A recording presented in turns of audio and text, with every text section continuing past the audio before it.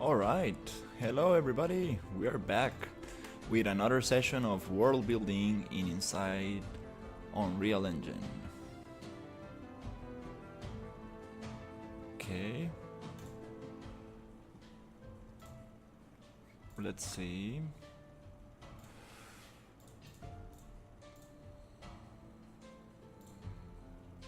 Perfect.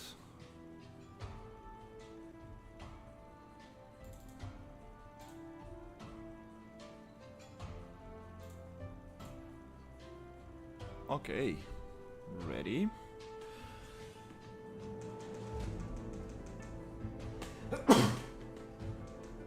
Oops. Okay.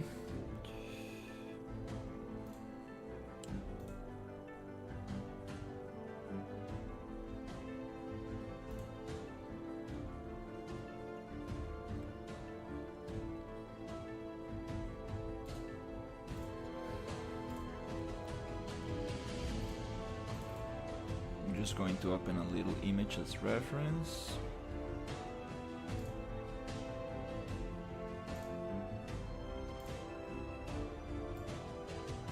Okay, this is great. Now I can start. So today the idea is to get some of the biomes going. First of all,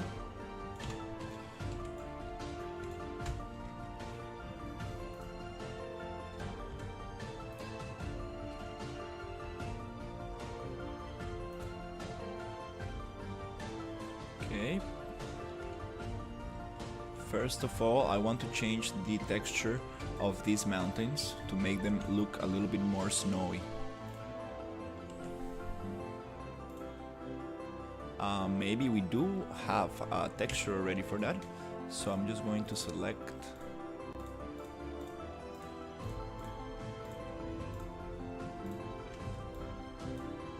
perfect.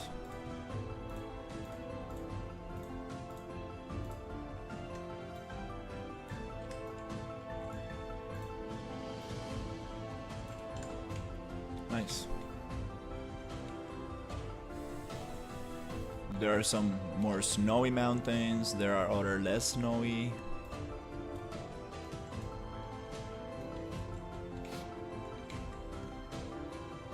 Okay, that's cool. Now, the next step is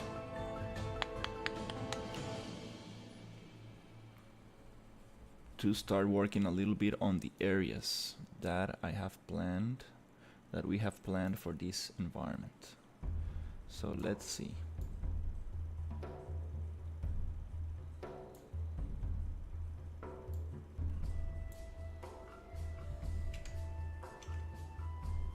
Perfect.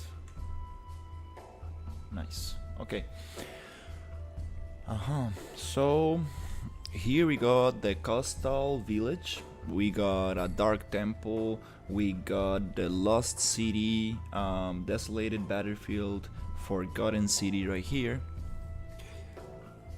We got the mysterious well forest, we got the overgrown temple, we got a plagued village, ruined city, abandoned castle, hidden library, crumbling tower, and here we got the underground arena and Lord Darius' throne. So here we got a monastery as well. Okay. I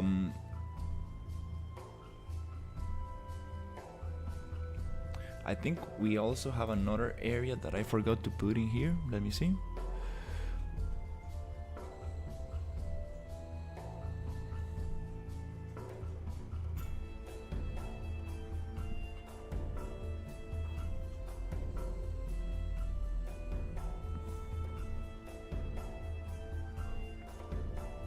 We also have a desert biome. Super awesome. That's super cool stuff. So let me think. Where should we start? What should we do? Okay, let's try to give it a nice pass. Let's start from the bottom.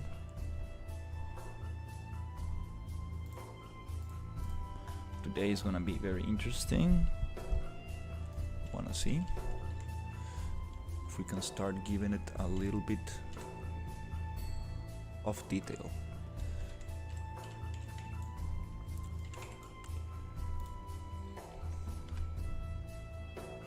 Here I'm gonna take this water out.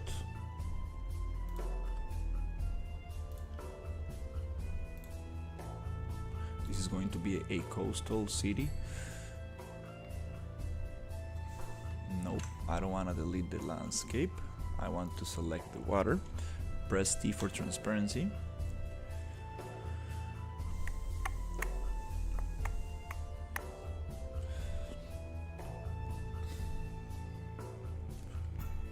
Whoop.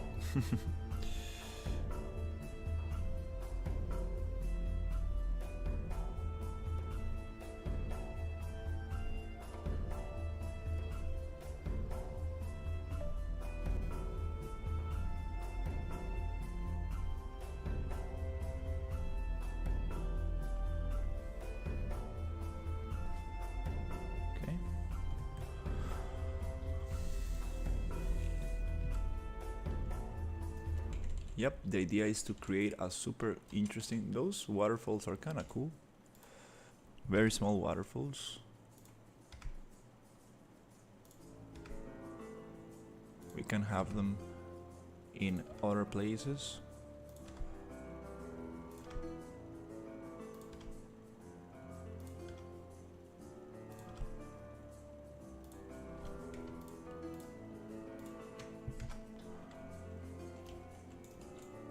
Pretty cool. Tropical waterfall. Nice. Yeah, we can add them in other areas. Nice.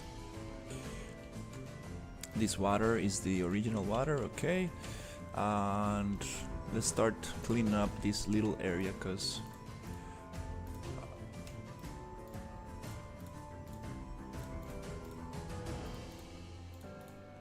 we don't need this.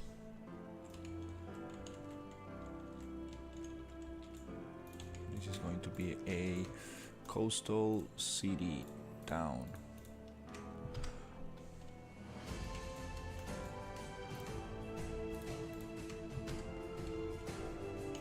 Going to lock this landscape, and hopefully, yep, we are not able to select it anymore, so now I should be able to just... Have you tried out Nicolettes? Hey, how are you, Kai? No, I haven't. Very excited to try that out, for sure. I've seen some great performance improvements for that. Very, very exciting technology. I'm just running out of the storage space on my computer, so I don't really want to download the new version of Unreal yet, but I do want to try it out. Maybe on my other computer I do have more space. It's just because now I have a project with Megascans, so I don't wanna. I wanna save some space for sure. But it looks amazing. Like, I'm super excited to try that out. Somebody tried that on. Yeah, their showcase looks insane. Yeah, so some friend of mine tried that, and he said that the improvement in frames per second is crazy, like crazy good. Really wanna see how that works. Super excited about Epic Games giving like this, working on these technologies. It's super impressive. Okay, so today I'm just going to give a quick pass to the environment. Like, I'm trying to really push it today and see if I can like just block out, place the different areas, not give it too much detail.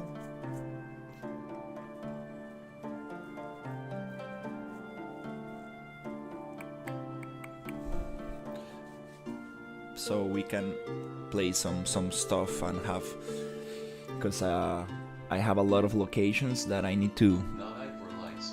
Amazing idea. Night for lights, something like that. So yeah, I got like this bunch of areas that I want to like place, at least like find a nice spot on the map for them. And also I kind of want to make more biomes to start getting a better idea for the island.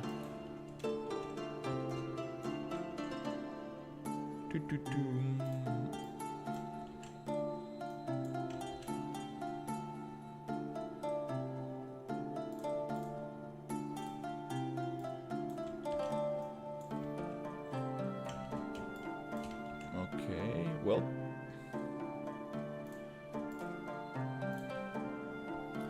nice. Let's see. So I'm going to use the landscape tool just to flatten this out, and then I'll start placing some buildings here to see how it goes. I'll try to be a little bit more quick and rough today. Have you tried running around the map yet? Oh yeah, for sure. It takes a long time to go from one spot to the other.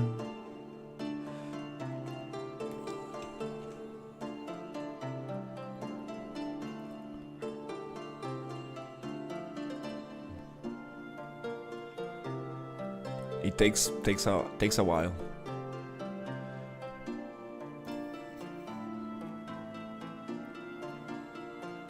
Okay.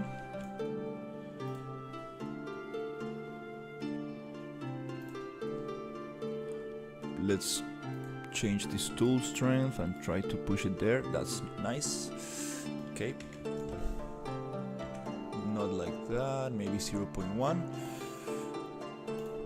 Yeah, it takes a long time to walk from one area to the other. Maybe we can have some mounts so we can like move around a little bit quicker, but at the same time it's kind of nice. It gives that feeling of like very big environment.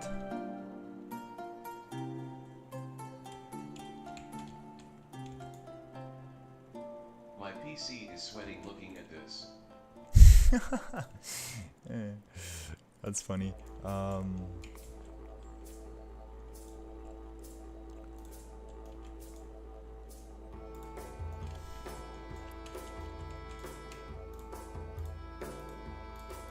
I need to lower down this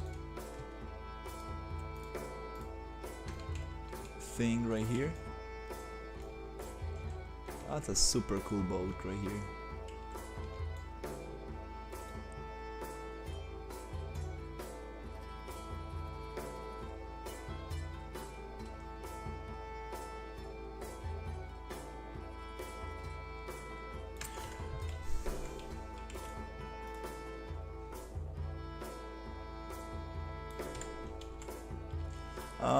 No, it's too low.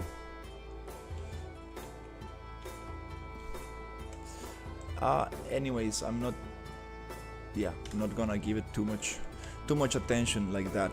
I really wanna give it like just a quick like layout. Yeah, just a quick layout. I'm gonna like polish later. I wanna like try to implement that mindset of just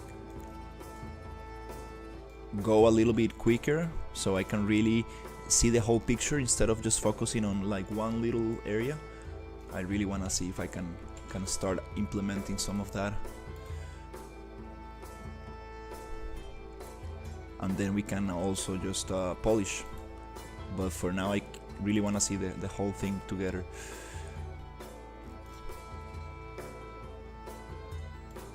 Nice.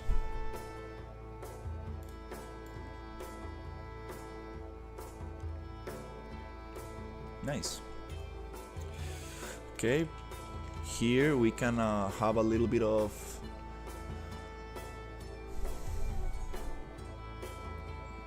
sand on this environment. Oh, I think I forgot to turn on the PCG. That's why it's lagging a little bit. I totally understand. But still, nonetheless, it's letting me work. Kind of cool. Okay. Nice. Nice. Okay, we got this little coastal village here. Now I do want to like populate this with some assets. Let's find what assets do we have. We have a lot of pirate stuff right here. These ships are super cool stuff. Oof. Wow. Oh, they're separated? Oops. Okay, so let's find... Okay, they should probably have some kind of prefabs in here. Let's go and see. Buildings, props, ships, weapons, buildings. Let's see. Super amazing. Do they have the prefabs? Because that's the most important for these two actually. Yep, for these two actually. Do you think it's okay to use assets for portfolio piece? It depends on what you're doing. It really depends. If you're a prop artist, definitely not. If you are going for world building or environment artist, it is okay, but you need to find a nice balance. Maybe you can use a little bit of foliage. That's okay from Megascans, but maybe the hero prop, you should probably make it yourself. This topic is a little difficult to talk about. It really depends on what are you trying to build. Oh, they don't have prefabs. Come on.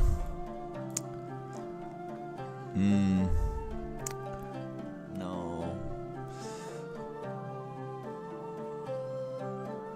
This really makes my work much harder. Okay, let's see. Building fantasy preset. Okay, they do have presets. It's just that they don't have a different folder for it.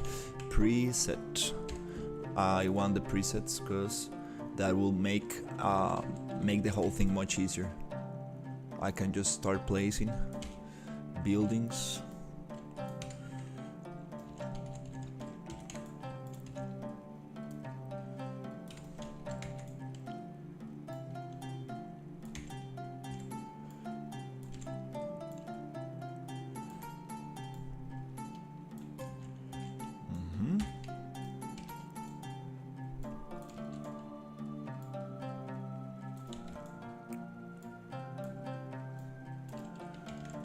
Yeah, I mean, but there's no problem in using 3D assets. You just need to be very creative on how you use them. For example, you can use Quixel Megascans to build a nice structure out of like wood pieces, right? You can really combine these assets in very interesting ways, and that's probably going to be very nice for...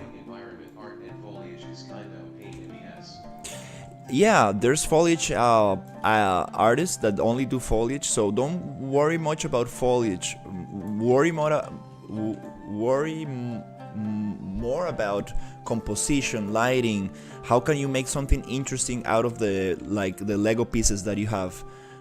You can really build something interesting with the Quixel Megascans and combine those assets in very interesting ways. You can modify their textures, you can modify their colors, you can really make a fantasy environment out of these assets. You can combine different pieces of wood to create your own structures, and really, you can really use them in different ways.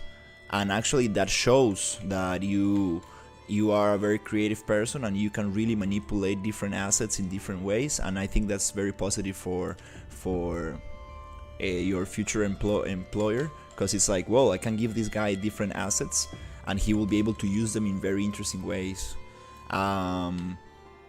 It's also nice to create your own, like for example a hero prop. You can create your own stuff and combine it with other things. So I think it's very cool. It's very cool stuff.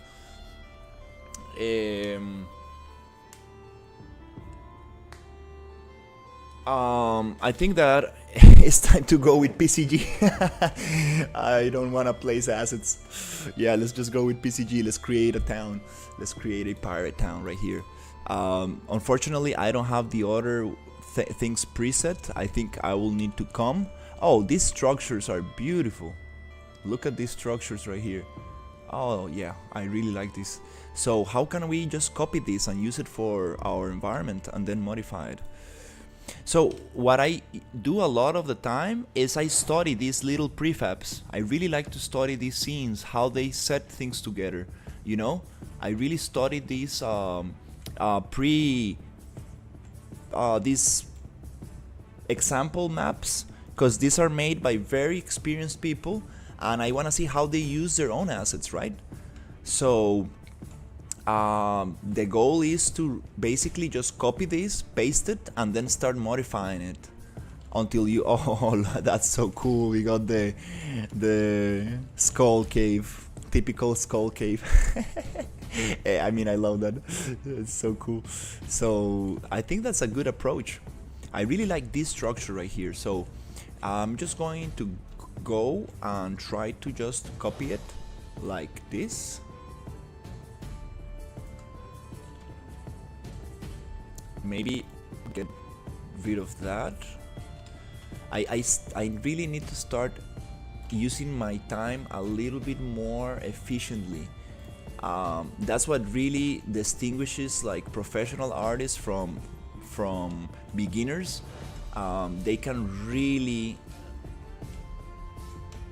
know where and how to use their time in a more efficient way. And it's not about the fine details, it's about the whole picture. You can always go in, like deep into details, but you need to get that whole picture first. And that's what most professional artists are very good at. They get this whole picture first, and then they can just keep on adding and adding and adding. I'm picking up something very big here, but might as well just copy this and see if we can paste it. I want to turn this into a prefab. Oh, this water is moving, that's crazy. Okay, just put it here. Let's see if I can copy this here.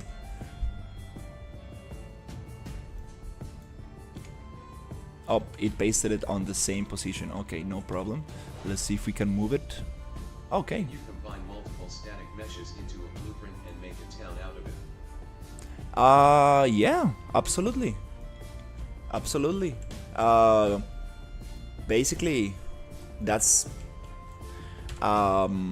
what, yeah, that's what people usually do. Maybe not inside a blueprint. Maybe you combine them into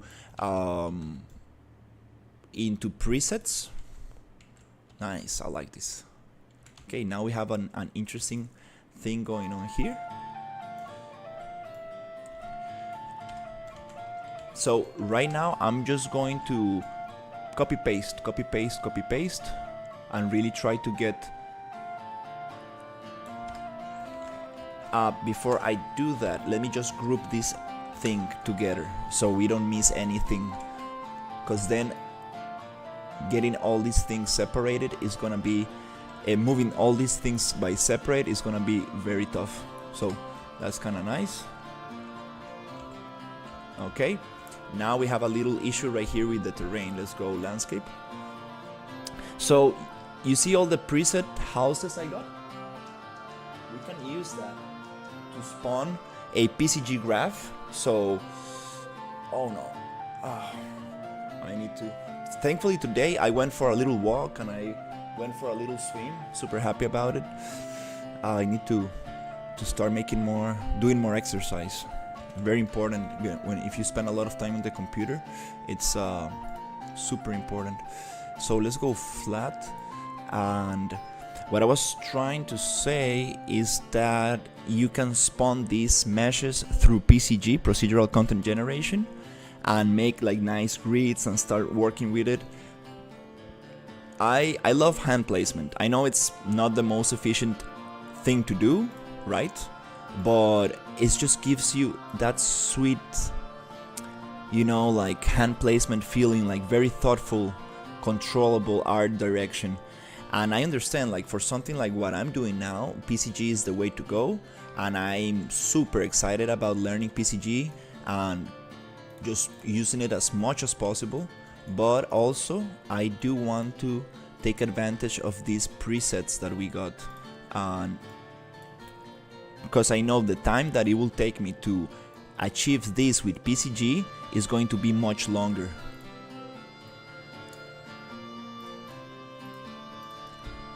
Than just copying and pasting and then modifying. For example, for the vegetation, I think I can get something very cool. This brush is way too big. Also, I kind of want to show my dad what I'm doing because he's coming in like about 3 hours.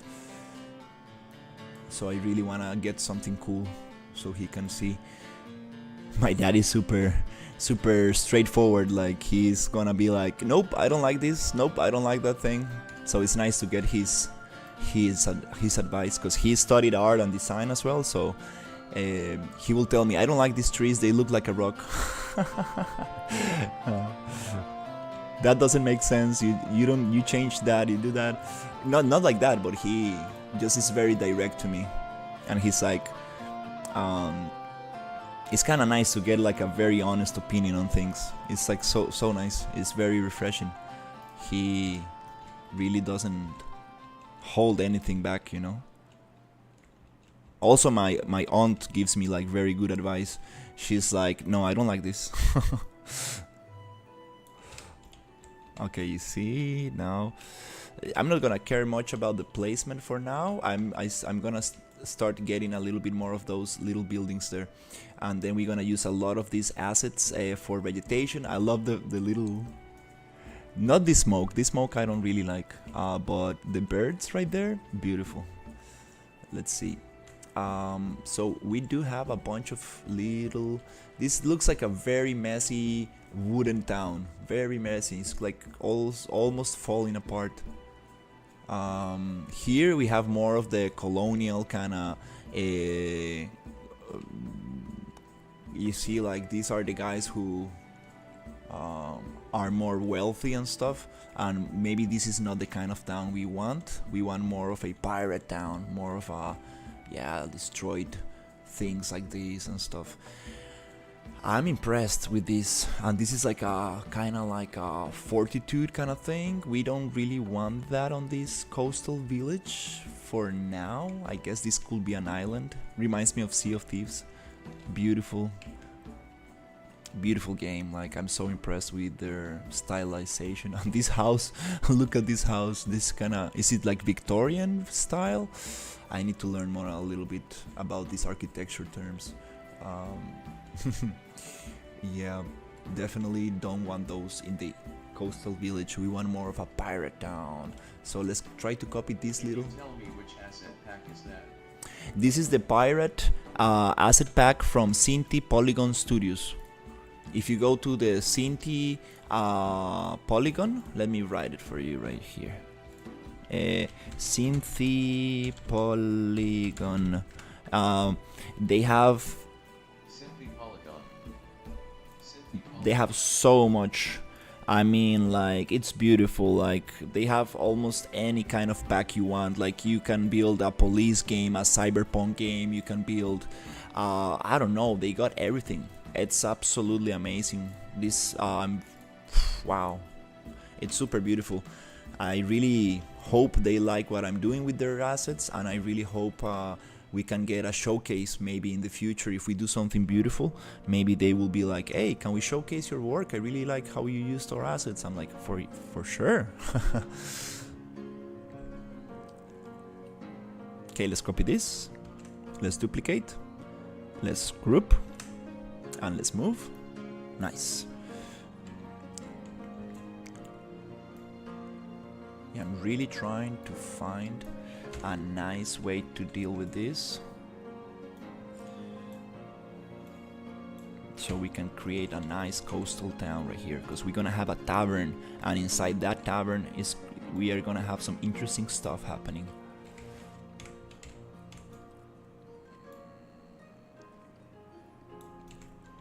And these assets, like for example, if you I want to make a tutorial on this. Maybe Cinti, it's okay. I think it's no problem. Like yeah, I want to make a tutorial on how to achieve this kind of style using Blender. So if you want to create assets that fit into this style, you can do so. I'm not saying it's an easy thing to do, because these guys are like serious professionals, like, but I found a remesh and decimate options in Blender that you can use to like really create similar stuff like this in Blender, which is super awesome. Like, I'm super excited about creating my own assets and placing them in the game, because we also want to have a little bit of original assets in here.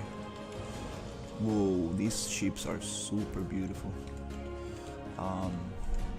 Let me try to copy this little placement. I like this. Let me just go like this. Deselect here, here, here, here. Yeah, today I'm just going to like go a little bit more rough. I don't really want to get stuck into details. I really want to see the whole picture. I really need to train myself to start doing this more often. And if you really think about it, it motivates you a lot as an artist, because you see the progress faster and faster, and it keeps you going. Instead of just moving one little piece of grass from the left to the right for hours, which is something that people need to be careful with while building environments, because you want to really achieve that perfect spot, but it's about the whole picture. Nice. So now we're getting some kind of interesting stuff right here. Let me just push this up. So now I will try to get the landscape. Yeah, this is probably the first stylized environment I ever done in Unreal Engine, and I'm just so happy. Like, I'm seriously like I feel like a kid inside a Lego store or something. I love Legos like a lot, you know. I really wanna buy myself one of those big, super expensive boxes, you know, like the one of these Star Wars super big ships, or like this Technic Lego. Like, oh yeah, I love that so much. And just build it with my dad and my family. It's super cool. It takes a long time, and it takes a lot of attention. I'd love to see a tutorial for modular kits with this style. How would you texture it? The texture is super cool, because actually it's just color. It's just color, you know, and it's super sharp, right? So all these angles get a different kind of light, so it textures it kind of textures itself with lighting. It's a little bit of a genius solution. Like, I'm not gonna lie, like, the more I work with these assets, I start realizing how smart these people are, and it looks beautiful, and it's great for performance, and just like everything works. Like, I don't know, like, I have my second thoughts on realism. Like, realism is nice, but it takes out from imagination, right? Like, I know, like, if you are going for a simulation, for example, flight simulator or something like that, it's nice to have realism. But I like this kind of style, because it really allows for you to imagine the other half. You know, it's like it allows for more. I don't know how to put this in words, but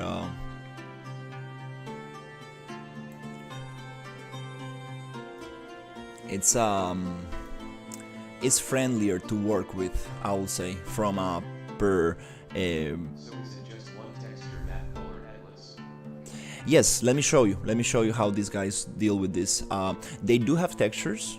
Some assets do have textures, but look at this, it's super awesome. Let me show you one example.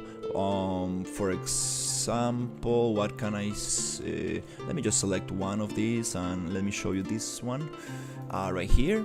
So they do have a super big atlas or trim texture, right? I'm not exactly sure how this is called.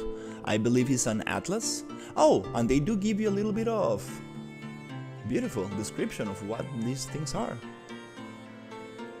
It is, I think, an atlas, but I think atlases have transparency. I'm not sure. I'm not very good with these terms, but this is it uses the trim sheet approach, meaning that you map your assets to a very specific part of this asset. So you have gradients, you have different things, and it's super beautiful because at the end of the day you're just using one single texture for your whole asset pack. This is a skill you need to show in your portfolio as an environment artist. You do want to show that you know how to use stream sheets and how to optimize things for video games. And just make sure what kind of environments you want to create, right? It's a very interesting topic. I'm really... What happened here? Let me see. Let me push this down a little. Is it...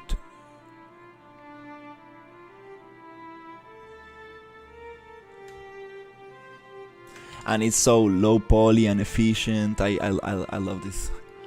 Let me get this flat out so we can get a little bit better of connection in the ground. Yeah.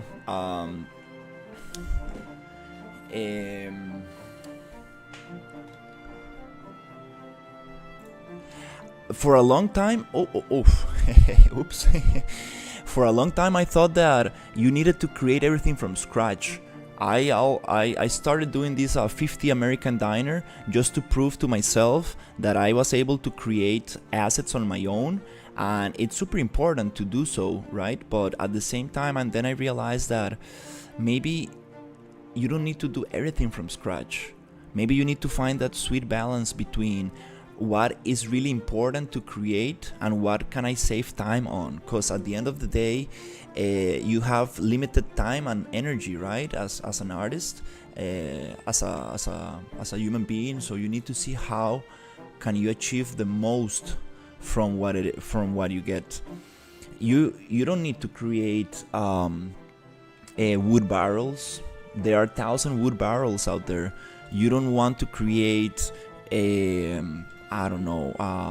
brick walls and brick doors and windows, because there is a Blender tool that creates this procedurally for you. So just try to use the best tools you have to achieve the most amount of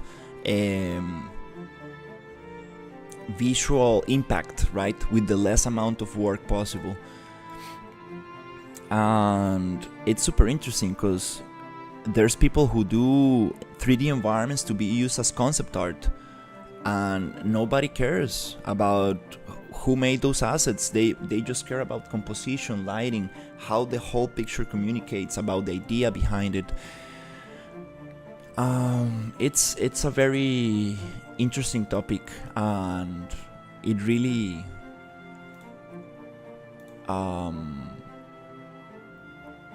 yeah, I hope I'm not confusing you, but it's very it really depends on what you want to do. But at the same time, I recommend people to be as open as possible to any kind of 3D work. Just be open as possible, because the more you experiment with different kind of things, you will realize that, oh, maybe I do like to do realism, maybe I do want to do stylized things, oh, maybe I do want to do super realistic car commercials, you know. It's like you need to like experience enough, experiment enough with these things, so you really realize, oh, I like this, I like that, I want to do this, I want to do that.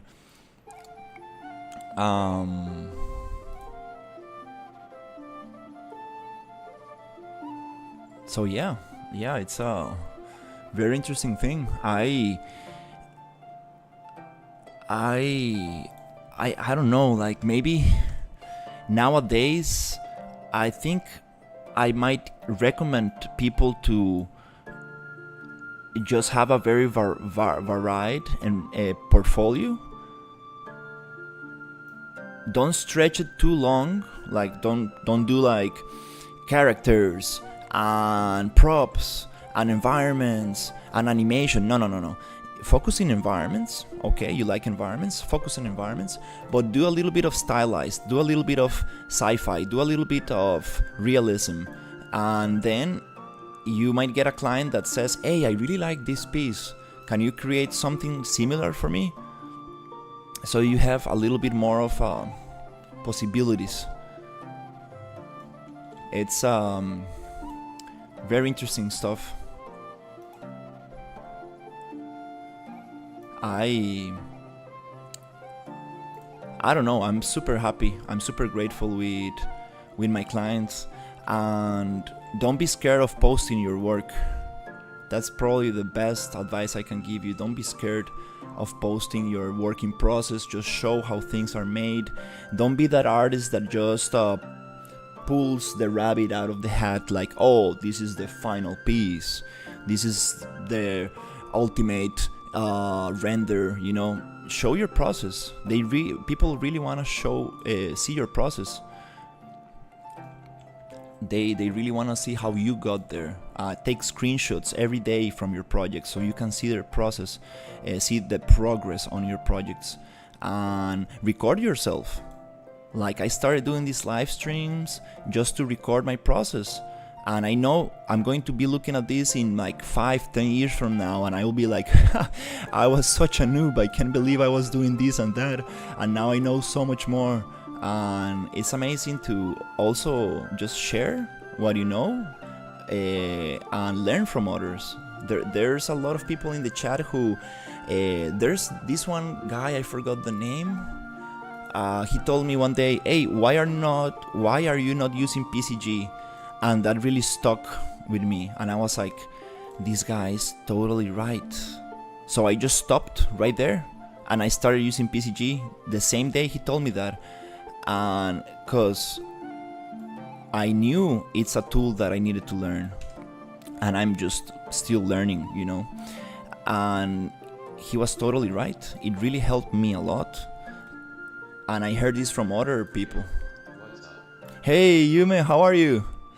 I'm working on this island today, the Dragon Island. Just trying to give it a quick pass to see. Actually, let's change a little bit of these textures. Yeah, really trying to get inspired. What happened here? Oh, okay, that's what I thought. We got some duplicates. Really trying to get inspired in some like structures, some like interesting structures, because I want to build some beautiful structures for the concept art project. You see, a lot of wood and stuff. I really wanna do this kind of structures, but with mega scans, and really get some interesting stuff. So I will really appreciate if you can send me maybe 1 or 2 images more about what kind of buildings will you like to have in the concept art project. That will be absolutely beautiful to start seeing.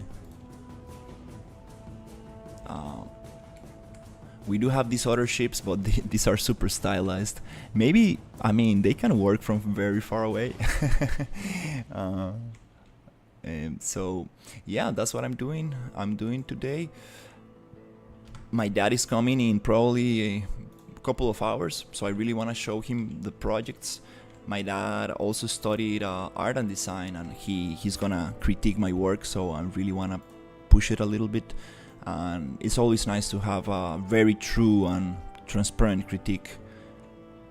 It's nice to, my dad is a little bit not harsh, but like very unfiltered. He's like, dude, I don't like this, dude, you should probably change that doesn't make sense. And it's super nice to have that critique. It's like, it reminds me of my professors in university. They just ripped your work apart, and it's like, oh no. But if you really pay attention to what they say, you can really improve a lot. So yeah, let's try to just copy this around a little bit. This down, maybe this other one. I'm just gonna copy here and paste it. Yeah, absolutely. You should probably share it on the Discord. We have other amazing environment artists. So I will definitely give you my honest feedback, and there's other people who can also help give you feedback. It's nice to have feedback from the most amount of people. Obviously, constructive feedback, right? You don't want people just to say, oh, that's ugly. No, you want people to tell you, why is it ugly? How can I improve it? What is not working? And they don't even need to be artists themselves. Sometimes this was told to me by a professor. Sometimes you just want to call somebody who has no knowledge in design or art, and he will see your work, and he's like, this looks very nice, but that doesn't feel okay. That looks weird. And that's very strange to me. I don't believe this. I don't like how the shadows are. Like I don't like these shadows, or I don't like the structure. So you are so focused in the artistic things and in the whole technical aspects that you sometimes forget about this kind of like very, how do you say it, logical way of thinking. So it's also nice to share your work with non-artists and non-designers. In other words, everybody's feedback is super valuable, super valuable. I remember one of my old clients, I did an environment for him, and he was like, dude, is that fire? Because it looks horrible. And I was like, I'm sorry, dude, these particles are terrible. Let me get better particles. And he was like, dude, it looks like PlayStation 1. Can you can we buy other particles? I'm like, yeah, let's get some particles. And we got some real nice particles, and everything looked so super nice. Hello, how goes the world, Bill? Hey, how are you, Shadow? Very good. Today I'm working a little bit on the coastal city. Here we're gonna have a coastal pirate town with a tavern, and I'm trying to just give the whole island a little pass of detail. Now it looks like a snake dragon. Rawr. It's so nice. I've been going hard with the pirate theme these days. So right now I'm just going to work on the landscape to flatten this out a little and just try to show a little bit of the structures. But yeah, Yume, I really want to start with the buildings. I think it's the next step to start getting the whole picture on the other project. Super excited about that project. Yesterday I just I felt so proud of myself because I was experimenting with booleans and PCG and a lot of things, and I'm just very happy, that all these ideas that I had in my mind, these technical approaches that I had in my mind actually worked out. Actually resembles a dragon head. Nice. I appreciate it. Yeah, before that it looked like a seahorse, and yeah, my team didn't like it. They were like, dude, that doesn't look like a dragon. Like, can you follow the reference, please? And I was like, yeah, you're right. I'm sorry. Uh, Oh yeah, I can't wait to see this. I'll give you some guidelines on the layout of the city, but the rest I trust your creative processes. yeah, I love like the more images you can give me, the more information and description you can give me, it's gonna like get us closer to that image, cause I'm not gonna lie, like I really enjoy getting information from people, cause this is the hardest thing to do, like coming up with good ideas, and I think that your ideas are super amazing. Hey, how are you? I'm working on the coastal city right now. So today, John, we are going to get just a quick approach on all the little areas. I just really wanna like. Hello together. What's up? I'm really trying to get all the areas just a little bit blocked out, like just a quick pass of detail on them, right? Just so we can like really feel a little bit of the environment. I love these structures right here. This floating boat we're gonna get rid of, and stuff like that. So I'm not worrying much about details right now. I just wanna see like the whole picture, how it feels. This cave right here, we can leave it for something interesting later on. But right now I'm really trying to just flow, and try to achieve the most amount of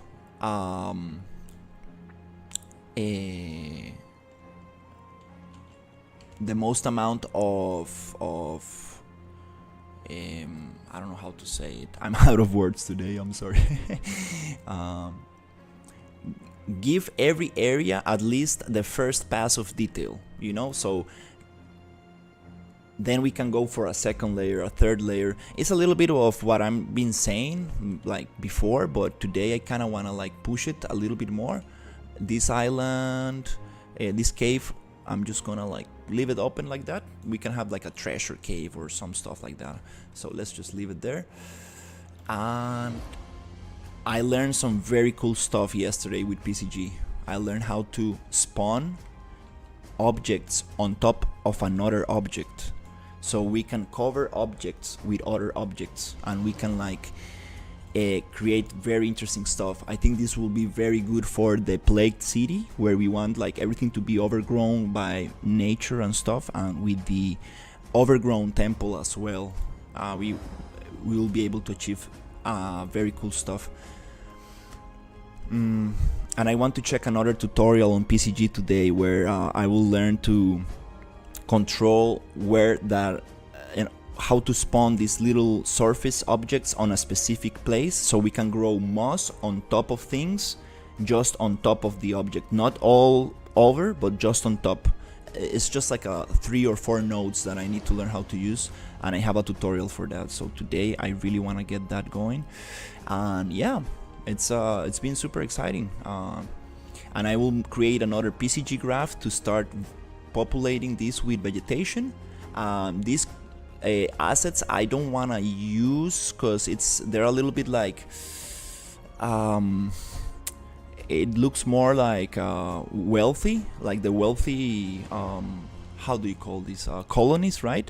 I want to make it more like a pirate village, right? Maybe that's the idea. We can have an island with these kind of other things there, or maybe we can have another part somewhere behind here where these wealthy houses can be located. But again, I'm getting distracted from the main goal right here. Let's see, I'm going to just copy this one and push it a little bit here. Sounds good. I just posted my work on Discord. That's amazing, Kai. As soon as I get a little bit of time, I will definitely look it up with patience, and I will give you my honest opinion and constructive feedback to see how can we make it better.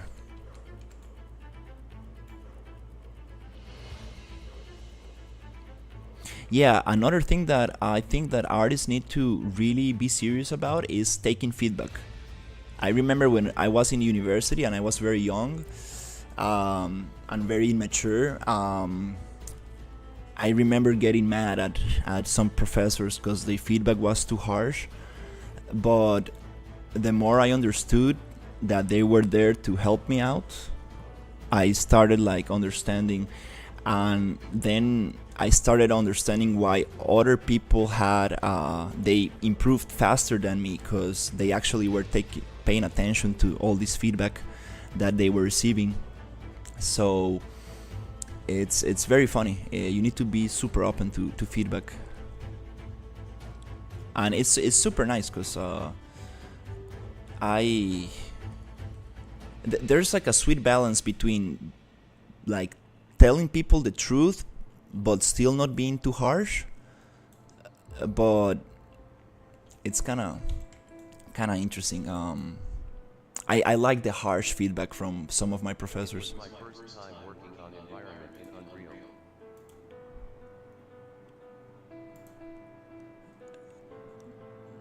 That's amazing. I'm super happy that you're getting into environment art in Unreal Engine. Yeah, Unreal Engine is known for its capabilities in making beautiful environments. That's what got me into Unreal Engine. When I realized that I was able to use Quixel Megascans and just populate worlds and move the light in real time, I was like, that's everything I wanted to do as a 3D artist. I was like, what? This is everything I want. Like when I started studying 3D art in 2014, I was using Maya, and getting a beautiful render out of Maya with Mental Ray was painful, was difficult. It was like a miracle to achieve something beautiful in that time. But when time passed by, tools got easier and easier and faster, and computers got better, and now we can just fly around like a super huge map, and it's like, how is this possible? I still don't understand. This looks better than, like, I don't know, any other render I've done before. It's crazy. Let me check. Whoop. Here I'm going to go landscape, and I'm going to smooth it out.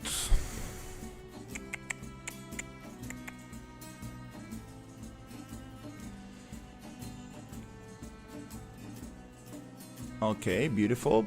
Let's go selection, save, and save. And let me take a quick look at it.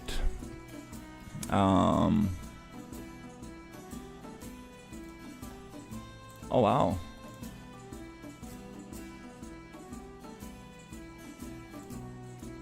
Unfortunately, you cannot really generalize the feedback to people's subjects.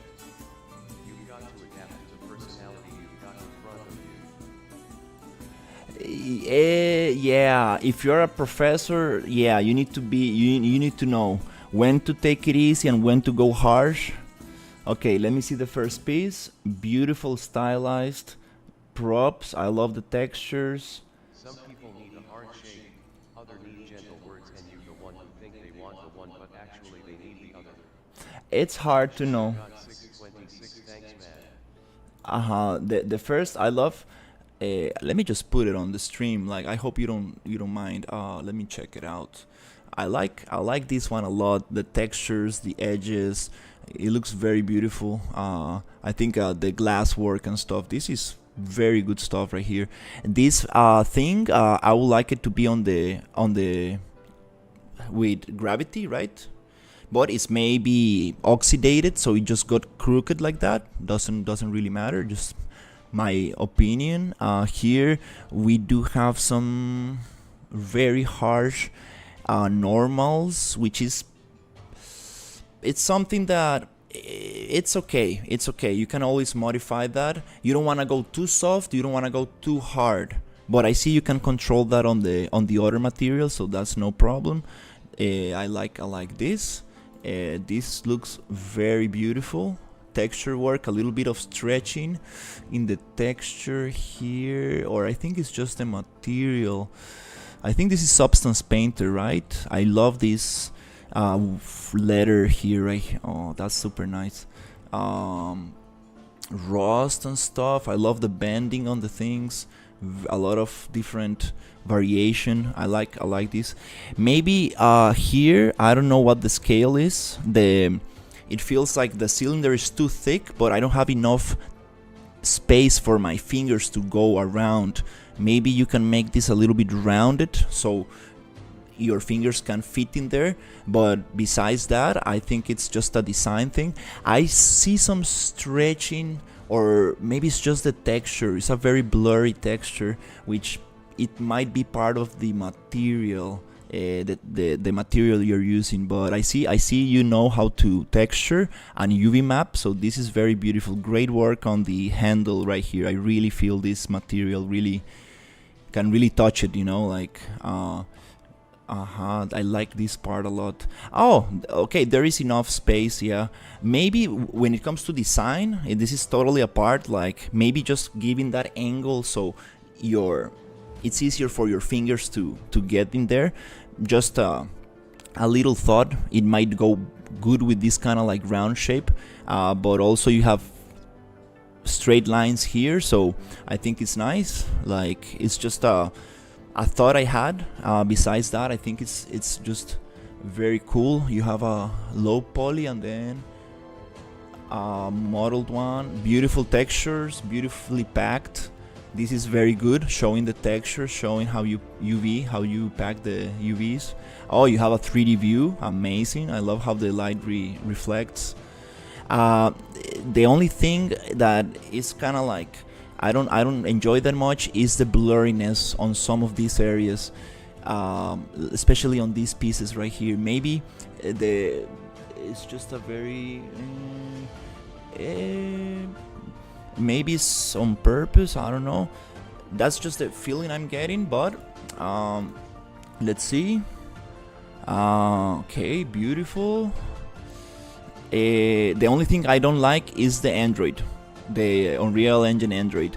You should probably just find yourself any other kind of robot, even just generate yourself some pieces of static meshes and place them on top of each bone, so you have the skeleton from Unreal Engine, but you have like a nice robot of your own. This will add value to your piece much more beyond, because this old Unreal Engine 4 mannequin, I don't know, I don't really like this guy, but besides that, I really like the environment. The cables here, the primary colors, they're too bright. They take me away of the scene. Like, you have like bright blue, bright red, and bright yellow. It's a little bit too distracting for me. Like this emissive lights, I like them. Maybe you can get a little bit of texture here because it's a little bit too clean, and I do see some more dirty textures here, so maybe you can get this part a little bit more dirty, the green part. And here, I love the glass breaking, a little bit of blood in there. Yeah, these colors are too saturated, the cable colors. I kind of distract me. And we have some purple and red. I don't know, I might just make it red as well to keep it more. We have a bunch of colors here, a little bit too much, I will say. If you keep this red and maybe a green light going from here that you have already, green light, I think it's very nice. It's just that to make it a little bit more monochrome, maybe complementary colors. And yeah, you got the block out. Nice. This is a very nice piece of work. So are these your assets? This is very cool stuff. Yeah, the only thing that I'll say like is the color cables that really distracts me, and the mannequin. Those two things are the ones that really push me out of this piece.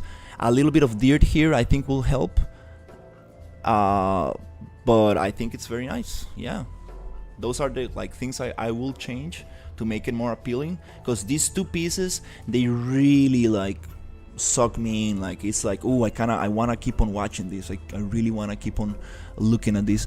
The fat. Download the Alt Blender and set it up in Unreal. That's amazing. That's super good. Again, on this piece, this texture is a little bit too blurry. The metal texture. If you're chipping out the metal on these other edges, you can chip out a little bit the metal here. The fabric, it's a little bit too harsh.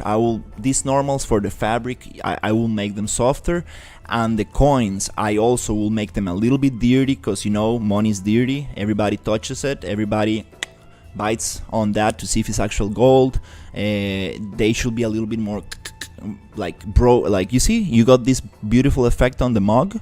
I would like to see some of that on the coins, but I really like this piece. Again, maybe the metal here is a little bit too harsh than normal, but I love the bottles. I love the stylization on the pieces of wood. Just try to find a nice balance between how much detail you want to put into the metal, and try to add a little bit of that chipping, like wear and tear on the wood itself as well. But the bottles are absolutely beautiful. I really like this material you got going. And yeah, basically this one, again, a little bit of blurriness on the metal. That's the only thing that kind of bothers me. This thing, I feel like you can give it a little bit more space, right, to just be able to grab it easier. But that's just a design comment. Like that's like something that I just kind of felt. But yeah, great work. Very, very nice. For your big image on the top, you might want to separate that into 3 images, showing your 3 pieces, and put maybe your name in there in big. Not in big, but in the center, so people know like, oh, how do you call this artist? Oh, okay, cool. Because you're already showing that piece in here, right? You don't need to put it like on the whole wall, even though it looks super nice.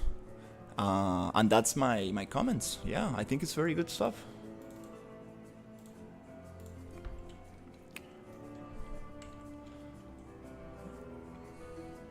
And this is not like black and white, right? Like don't take for like don't think that whatever I say is like set on stone. Like it's just my like sincere opinion on how these pieces made me feel, and what would I change if I were hiring you for this kind of work. Thanks a lot for the feedback. My pleasure. And I think you're going a very great path. I think that you know how to UV map, which is something that 3D artists struggle a lot with, and you are getting beautiful textures, beautiful lighting, so you are very, very advanced. I will say that you have a very good level. If you make a couple more pieces like this, and like you polish them, you just need 3 pieces to ask for work. You need to like 3 solid pieces that really pulls you in and stuff.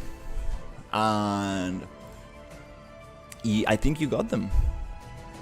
You can really like polish them just a tiny bit more, and that's it.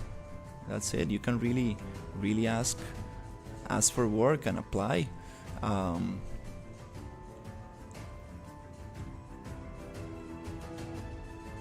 Right now the 3D industry is a little bit the entertainment industry is a little bit not doing so well, so I will try finding an internship. I will try that's what I recommend people the most. Just try to start in a small office, small studio. You will have a much better time, because now 3D AAA studios are not doing very well, uh, which is it's a shame, right? Because unfortunately, we got a lot of layoffs in 2023, on 2024, and we have all these people who have been like all these professionals who have 5-10 years of experience working for AAA studios, competing with people like us who are just getting into the industry, right? So it's a little tough to go find work in these big studios, right? But at the same time, there's a lot of smaller indie studios that need these people because they are not able to hire somebody with 5-10 years of experience, like true senior artist, because he's not gonna work for a starting salary, right? They charge a lot. Like these guys from AAA studios, these artists, they charge a lot. So that's a nice gap where you can start getting into the industry.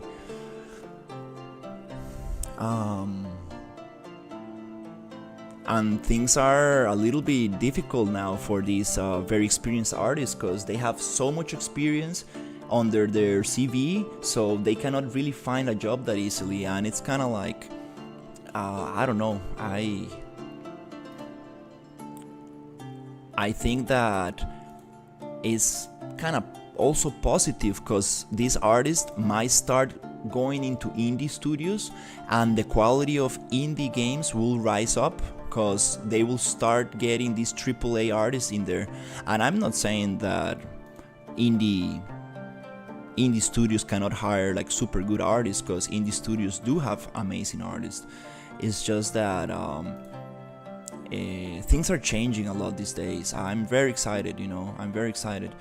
And if you look at the whole history of video games, there's never been a day where it's like, oh, today is the perfect day to do video games, everything is perfect in the world. No, that day will never come. So I've been really focusing on Unreal to become an environment artist, but the node system is a bit complicated and confusing. Node system for what? For materials or for procedural content generation? What do you mean by node system? Or blueprints for creating logic? What do you mean?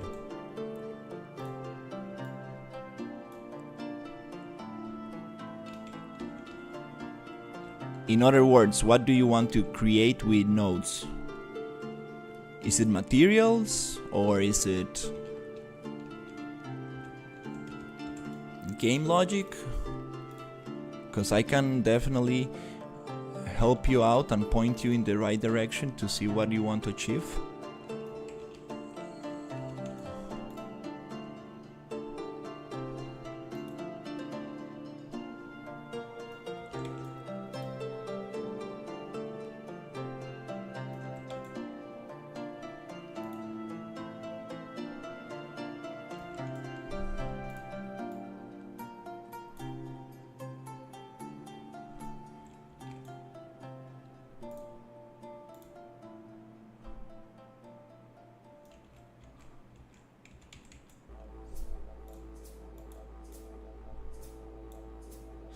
I will turn off the PCG landscape sampler because I cannot really work on this environment. I totally forget about this. Just turn it off here. Turn it off right here. You like anything with nodes? I don't know like which socket to plug into XD. For materials, you have Substance Painter. I see you know how to use Substance Painter, which is amazing. It's a must for an environment artist.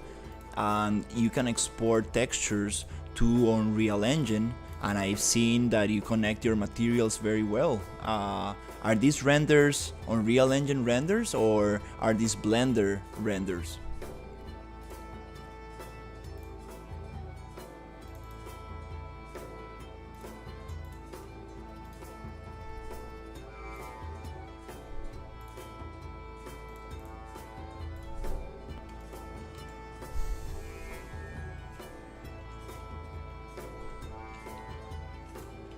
Okay, this is nice. Just gonna give it a little bit of treatment here, and that's it.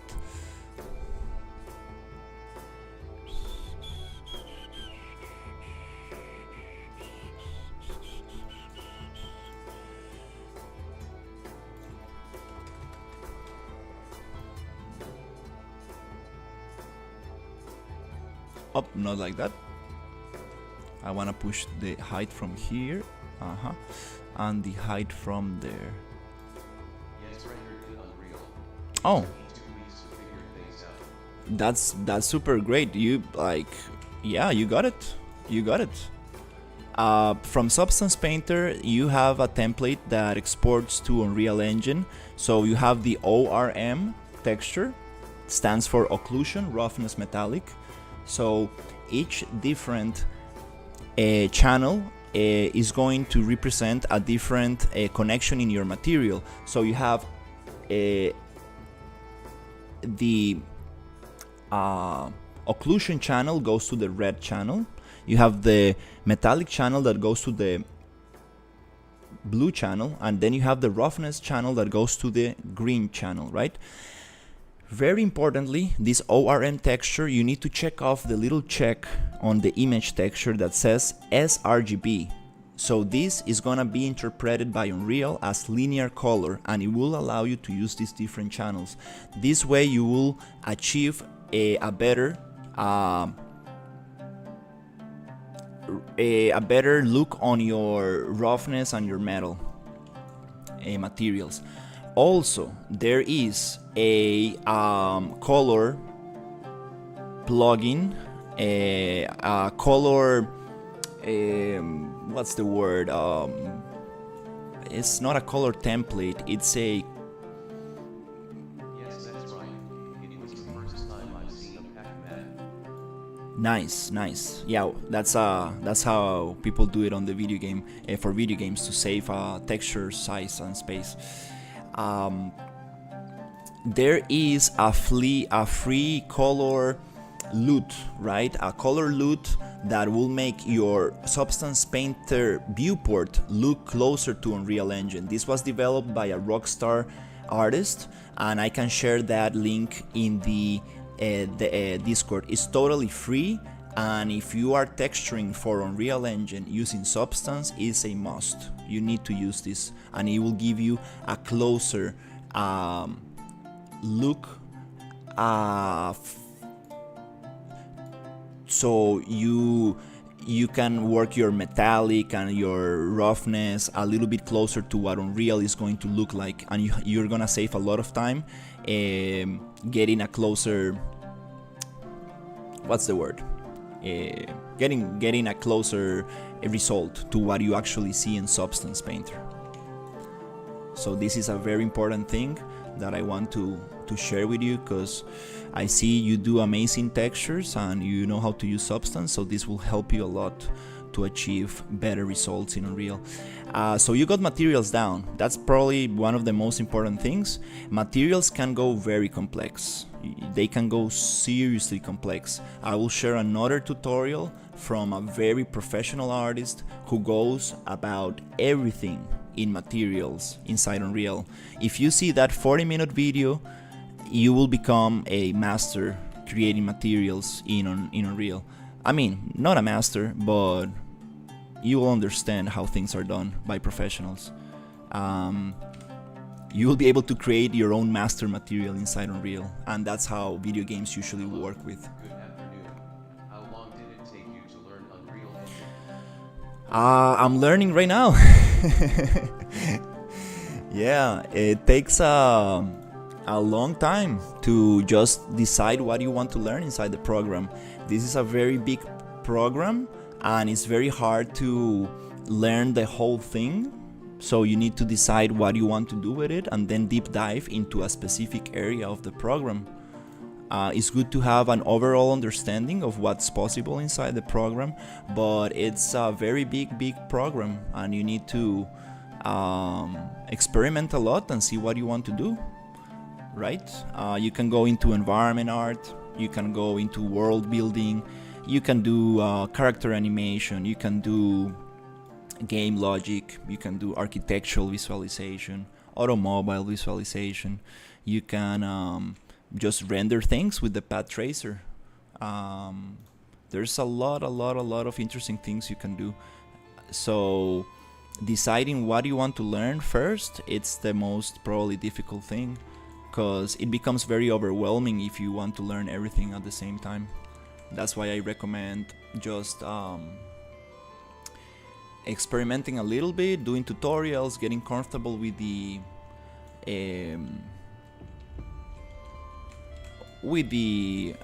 UI, right? So you can move around and everything,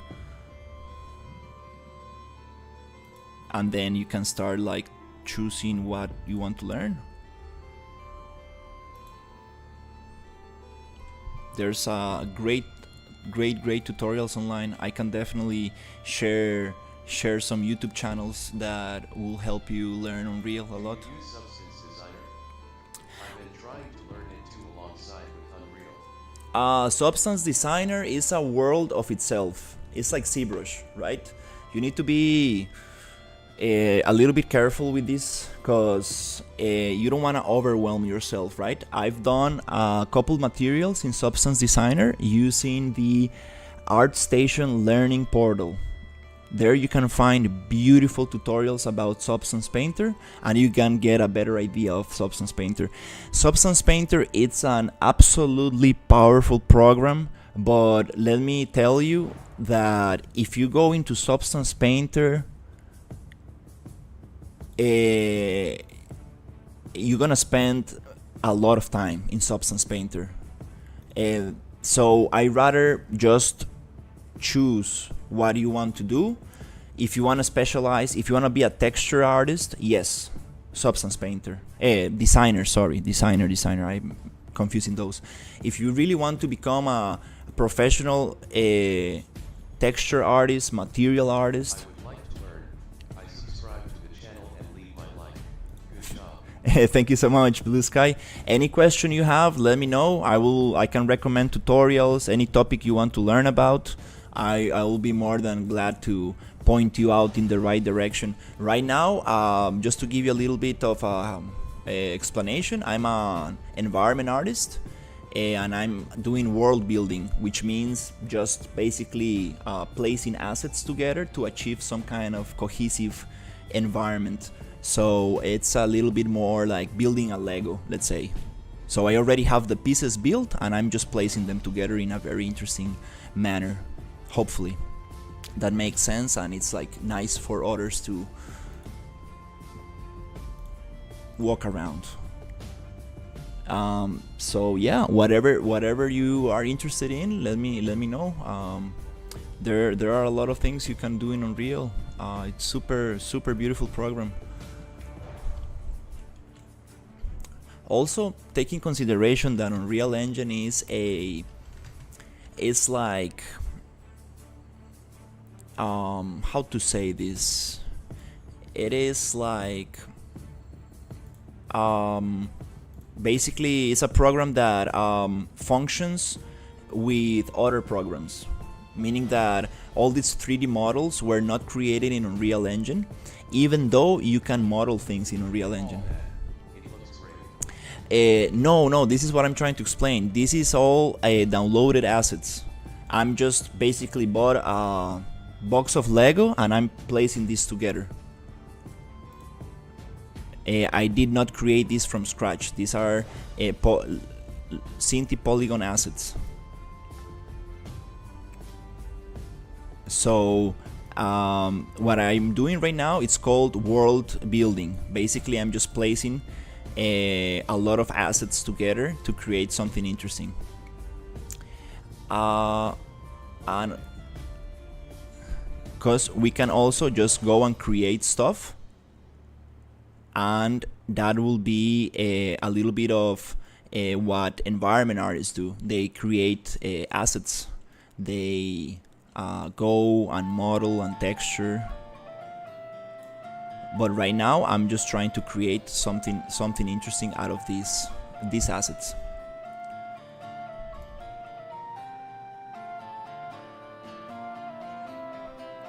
So it's a little bit of a different kind of workflow. But I can still go and modify these assets. I can still change their textures. So it's a very like open kind of thing. You can really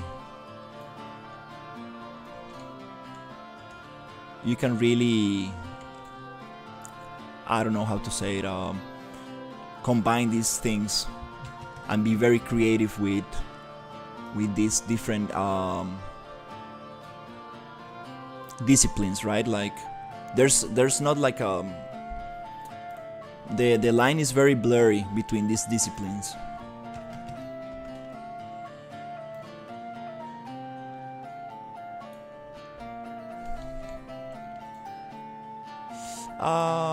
You know, I don't really like this thing I'm drawing.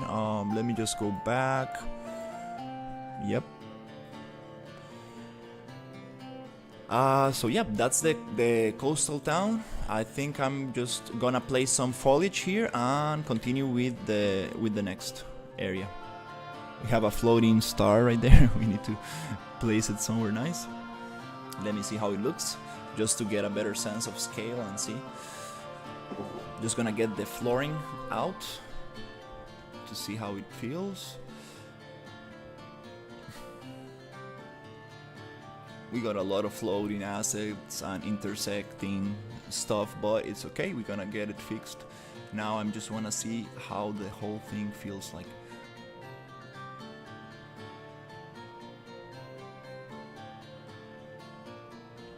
Look at this palm tree just totally buried in the sand.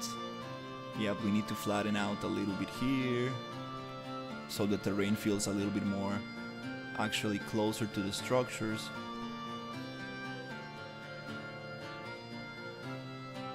Nice. Yep, a little bit nicer. I think it's gonna work out. Just I'm gonna give it a little bit of care. So here I'm going to select the group. I'm gonna. What's the name of the asset pack again? All these assets are from Cinti Polygon. Let me write it down. Cinti, I think it's like that.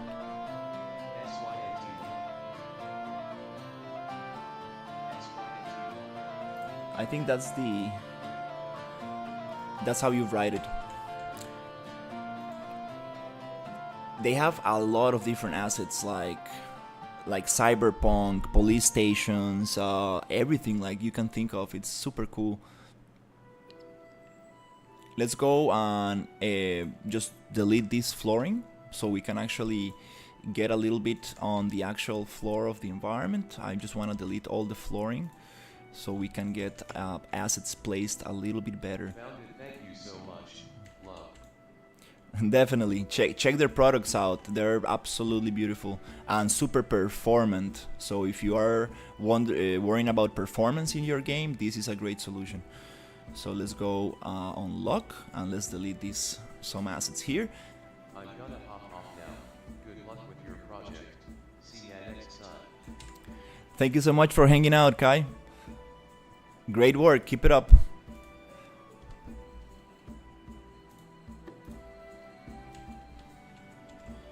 Okay, so nice. Now that I got rid of these little like landscape pieces, let's say like flooring pieces, I'm going to actually get into placing them a little bit nicer in the floor. Let's just select the whole thing and then go group and lock. I want to lock this group and then just push it a little bit like that. Yeah, it doesn't need to be totally perfect for now. And also the terrain, let me just double check.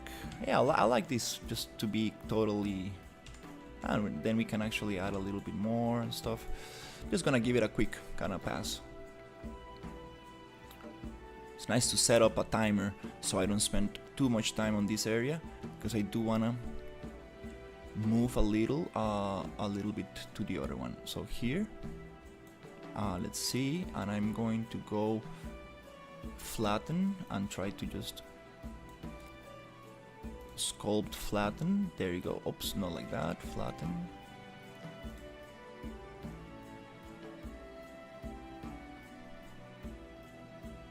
Oops, it takes a little bit to go back. Okay, I'm gonna just flatten out this little. Oh, is the strength too much? In that case, maybe the brush is too big. Let's go 250.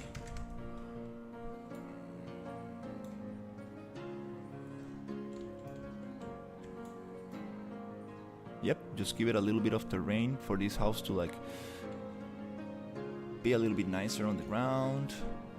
Yep, that's kind of cool. We can always just work it out a little bit.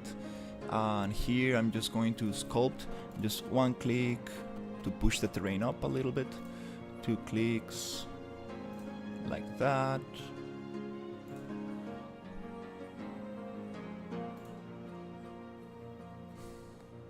Nice. Just trying to integrate this a little bit better in the environment. Yep. Okay, a little bit. Now we have this little sand right there, and also here I'm going to push it with the flatten tool, just a little bit like this. Nice. That's it. And then we can go into the smooth tool, just smooth it out a tiny bit. That's it. Also, I would like to go back to selection and go to right click group unlock. I like to have them grouped just in case I want to move them.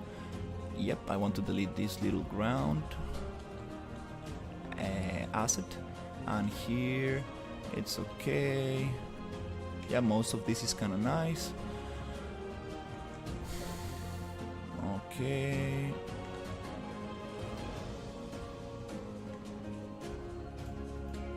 Okay. Right here, I'm going to just go into landscape sculpt. Try to push the ground a little bit where it needs to, just to make things feel a little bit more connected.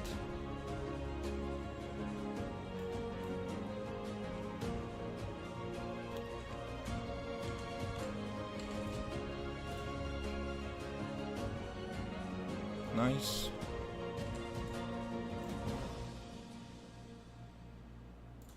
Then we can just move the assets down a little bit one by one, but that's a little bit of the polishing part.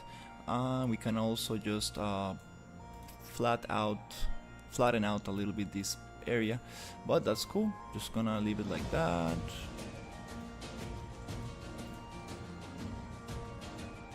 Since this is a little bit of a big landscape, it takes a little bit to recalculate. Yep, just leave it like that, and pretty happy with this. These boats are floating a little. Okay, in this case I do want the brush to be a little bigger. Okay, there you go, just click it once. Maybe on the center so it doesn't push it that hard, like this. Just one click up. Let's go strength 0.1.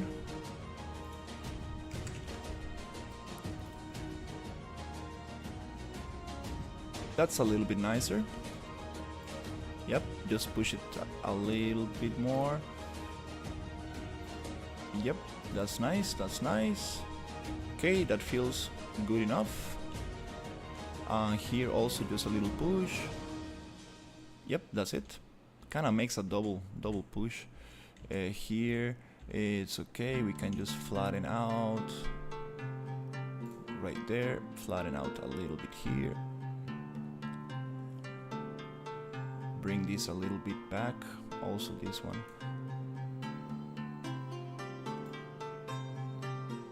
Okay, that's it. Yep, I think it's pretty good for now. Right.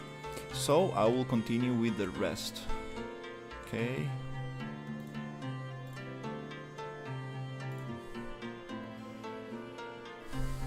We can add a little bit of vegetation to make this feel a little bit nicer. So should we do that? Yeah, let's add a little bit of vegetation just to get this area going. Okay.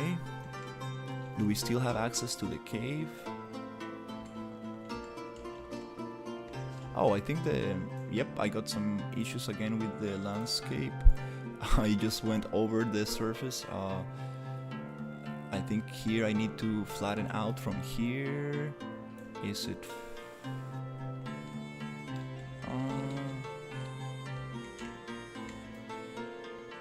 Is it this one? Or is it?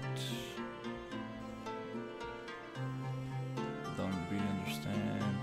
I think, no, it is sculpt down. Just sculpting down this area. Oh, it's part of the landscape. I thought. There you go. Sculpt down to reveal a little bit of this. Yep, just a little bit. Sculpt down. Nice, that's good enough. And here we want to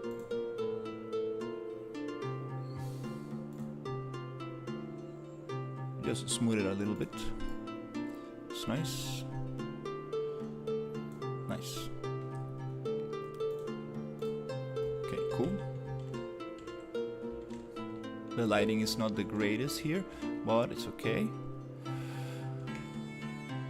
I'm gonna change that eventually. This little rock right here, I don't want it. Nice. These other rocks, we can get rid of them as well. Okay, cool. It's time to spawn some foliage. It's a very small area. Should I just go foliage painting now?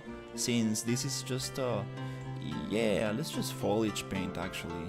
Yeah, you know, let's go Control B and let's see. We got some nice things here. I want to check the tropical ones because we have some very cool stuff that I would like to paint. Let's see. We have these other palm trees and we have these trees, bushes. Let's get some painting here. Okay, let's go and find this family of bushes, which is environment. They're all together. Cool. So let's go to foliage painting and find which ones do we want to use. So I like this. What is this? Never seen something like that. Okay. I like these palm trees. Let's add them here. Yep, convert them into foliage actors. Okay. Then I like, what else is here? Little bushes like these are great. Perfect. Let's up. Be careful. Don't get all of them, cause this one. Nope. This one also not. This ones. If you get a lot of them, then you start getting confused which ones you actually want to use, which ones not. So I rather just pick the ones. This is a carnivorous plant. I've seen those. I like those a lot. Let's get those going. And I see two different kinds. I see one that, it's beautiful. They're not so big though, but they smell very bad. That's what attracts the insects. It's moving a little bit weird. I don't like this one. It's like, it looks like underwater. I guess we're just gonna use this one. Okay, cool. Let's transform it into foliage actor. These are famous. These are beautiful, famous tropical plants. Absolutely, yes. And these ones are also beautiful. I know we got them. Probably I got them around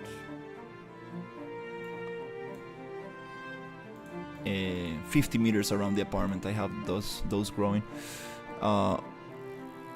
Let's see, we got a bunch of little grass, seaweed.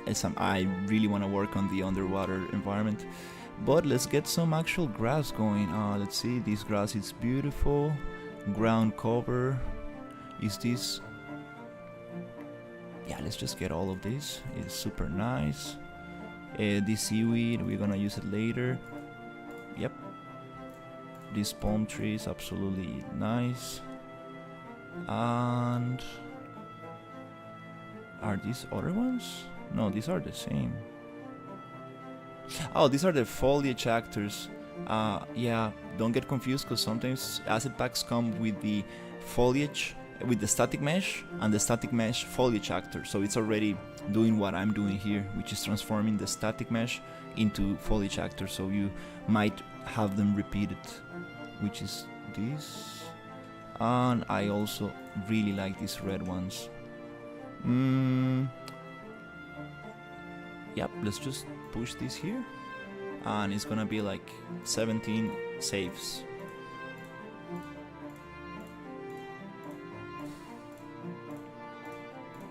Almost there. Beautiful. Okay, let me just get this air conditioner a little bit colder. Whew. That's good. I hope it doesn't rain too much today, because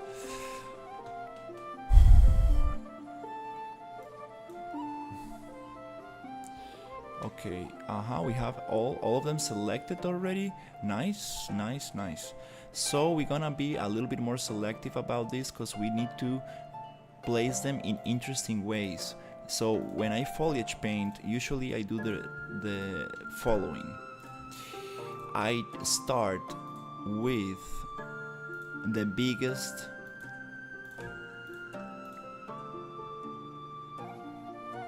foliage. In this case, we're gonna do it with these big trees, and these trees I want to place in.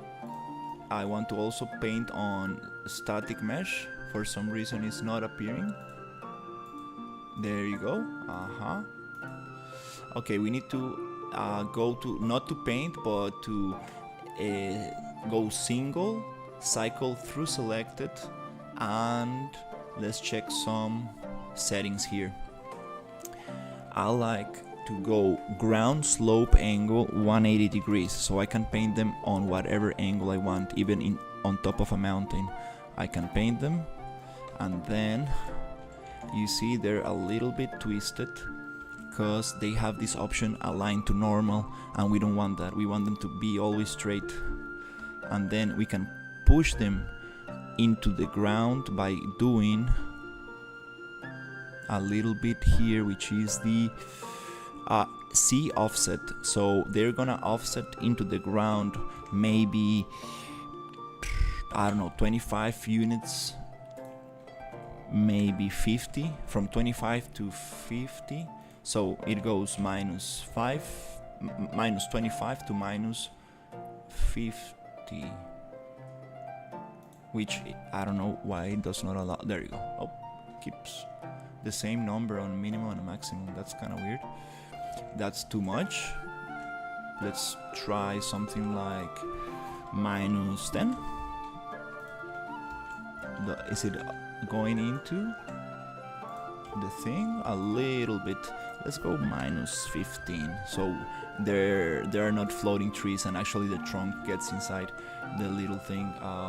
That's kind of cool. So let's actually give a little bit of life to this thing. So yep, let's just start adding a little bit of them. Usually they grow in clusters, so we don't want to separate them too much.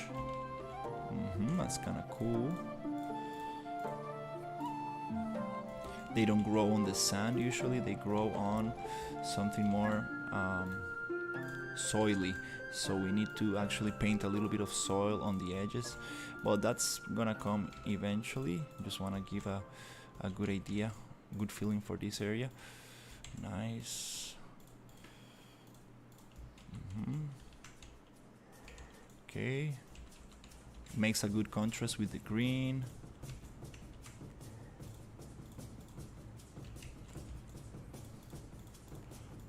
We can definitely do a PCG graph for this, which I already have the settings for, but since it is such a small area, I kind of want to just paint it a little. Here on the cliff, I don't want to grow too much of them, but I do want to grow some of them here. Not on this dry rock, but some here. These two are totally the same. Be careful with repetition and having them too close to each other. Nice. So, yep, let's keep adding a little.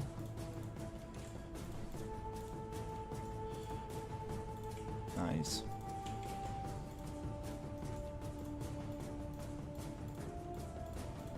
Okay. Here we have some other different kind of rocks, which is have a different kind of like muddy color. Interesting. Maybe that doesn't go that nice. Okay, so that just gives a little bit of a different vegetation to the mountains. So let's see how it goes. Nice.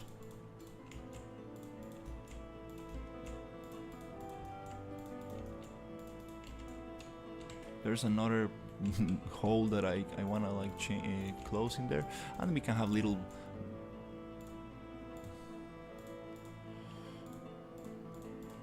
I placed two of them together. Yep, separate them a little bit. I want like a big one here. There you go, and then this one, going along this area, showing the path to the cave. That's a nice way to show some level design. Follow the path, find the treasure. Okay, cool, that's enough. Now we have enough of this. We're gonna go back to the foliage tools, just save everything, save again, and then I want to deselect this. So here, when you have a lot of assets, things start getting a little bit funny, because this menu I cannot open up bigger, which is something that I would like to do, maybe because the setup I have. Yep, so let's just deselect all these red trees and start painting something like palm trees, which is like level of detail number 2. Yep. I mean, let's go from big to small. So here we're going to paint something smaller. I don't like these red trees here, so we're gonna get rid of them eventually. Let me just try to hide this little thing. Okay, here is where things get very repetitive, and you need to be careful not to repeat too much. So in this case, my selection is not very helpful. Everything looks the same, and I don't want that. Nature is always changing. You don't want repetition on a natural environment. So let's grab this one, this one, this one. The ones that look them. I have the. Yep, it happened. I got some repeated actors. That's why it looks repeated. So I'm gonna try to get the most different ones, which is this twisted one, this long one. And this little one, and I'm gonna get the little babies as well, so we can get more variation. And now I should be able to paint more things in here. Okay, here we have an entrance to the cave, which I kind of want to hide a little bit, not too much, but like that.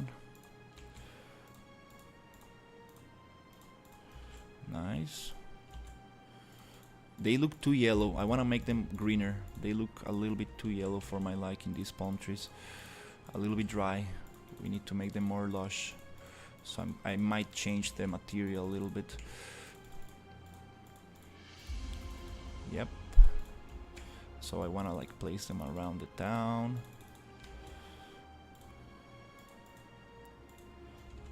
Just to make it, to enclose a little bit the town. Be careful not to grow them on top of the buildings. Yep. Just to make this feel a little bit nicer. Okay, also around the edges here, that's cool. We can always go back and just delete some of them or move them individually, which is super nice. That's the beauty about foliage actors. You can really control them.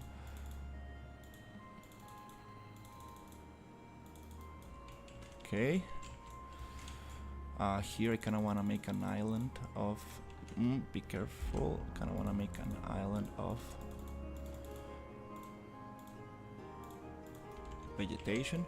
So I think that's enough. Let's go with the other foliage.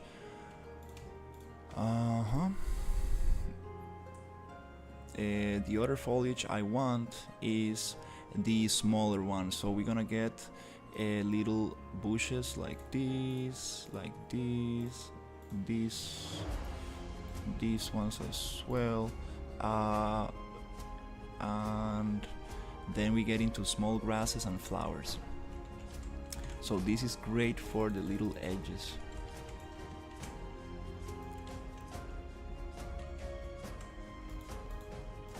Am I still painting the palm trees? Yeah, I have a one selected. So this brush, what it does, it cycles through selected. It's super nice. Oh, okay, so I'm pushing them too far away into the soil. Here I do want to get the offset off. Where is it? The offset. Oh, I think these settings are specific for each one. Yeah, so align to normal. Nope, I don't want to align to normal. There you go.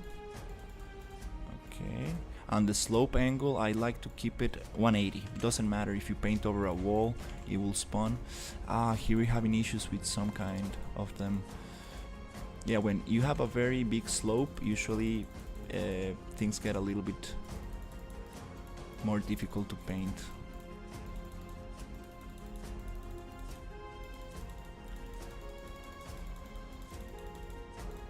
Okay.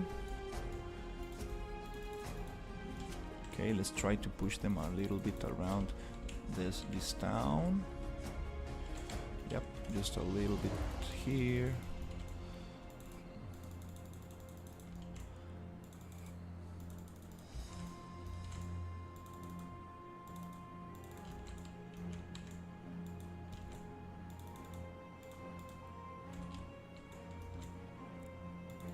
Just to make things feel a little bit more connected to the environment. Here are a lot of floating props. Okay, we need to work on that a little bit. Yeah, I like to spawn just this foliage around elements. That makes things just more grounded, make it feel part of the environment. Okay, along these. Somewhere here.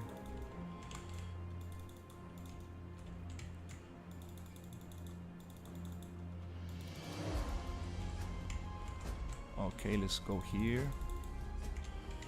I'm gonna get some of them there.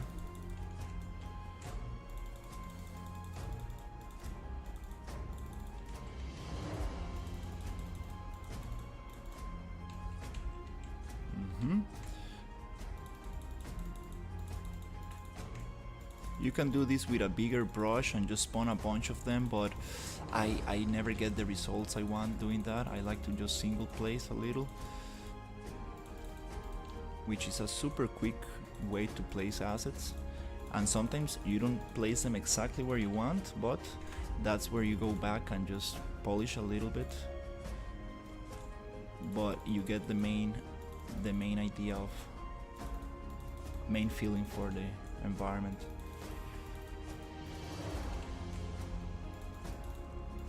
Nice. Okay, now it starts feeling a little bit nicer. Okay, now it starts feeling a little bit nicer. Still want to paint a little bit the ground to differentiate a little bit, change some textures as well, and start adding some grass also to get more detail going.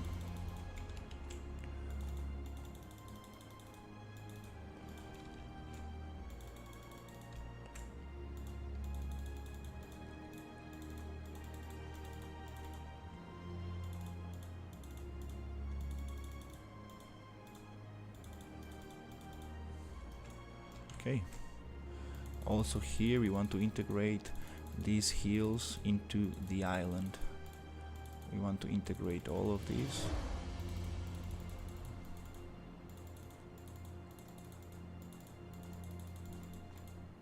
And then after this is done, there's also it's very important to go back and just walk around and see if you find anything that looks weird.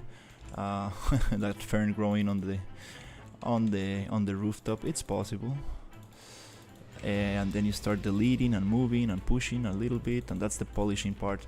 So you don't want to go too crazy with this foliage just yet, because if you place too much, then it's gonna be very hard to like actually get them totally right. But nice.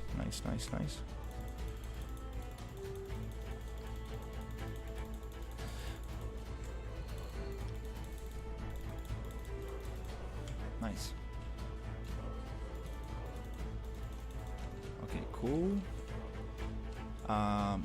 Oops. Okay. I feel like we need something else here. It feels too empty.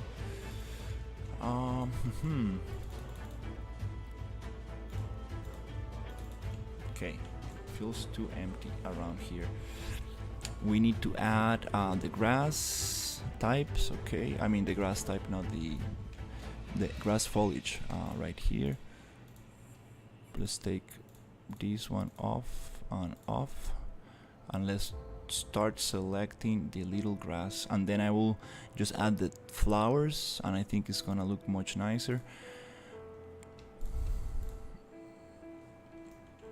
Also I need, okay, this grass, I think I'm going to use the paintbrush for this. Let me see if I can get something nice here. Let's get 1000. That's not, no, density, let's keep it like that. Where's the size? Okay, let's go 1000. Okay, let's see density. Okay,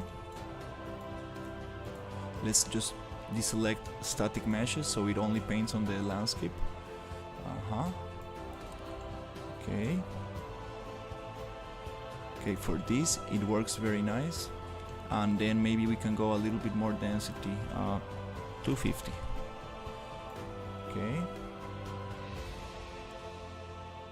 Okay, you're gonna make it lusher. Here we do want to activate static mesh and try to paint a little grass on the rocks as well to integrate them a little bit more. Density, I think I can go 500, not too much, but a little bit better. And then just go back to landscape. I mean, take the static mesh off on the painting, so now we can, on the painting tool, so we can actually just paint here. Okay, nice. Okay, also here, all around this area and underneath these trees. Okay, nice. Now it's feeling a little bit nicer. What I don't really like is the painting on the terrain. I'm just gonna deselect this and spawn some flowers as well, because these are super cool. Yeah, let me just spawn some flowers around this area right here.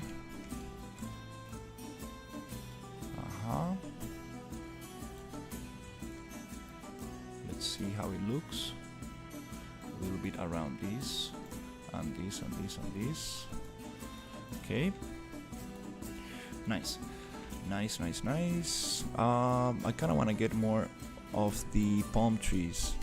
Let's get some of the palm trees, especially this and this one. Yep, just near the coast a little bit. Nice. A little bit here as well. Maybe too dense. That's too dense, but let's just get a nice layer right here. Okay. We have a little gap right there. Okay, so I want to, hey, how are you? I want to get some painting on the environment to actually add a little bit more of realism. Hello man, I am watching all your live. I am getting into the world of game development. Do you have any advice for me? Start small. Find that's amazing, Ragnarok. Just start small. Find some good tutorials to get started, and start easy and small. You don't want to overwhelm yourself too much. There's Gorka tutorials. There is UNF games, so you can start adding some of that stuff and start learning the basics. Yeah, just try to Go to the volcano.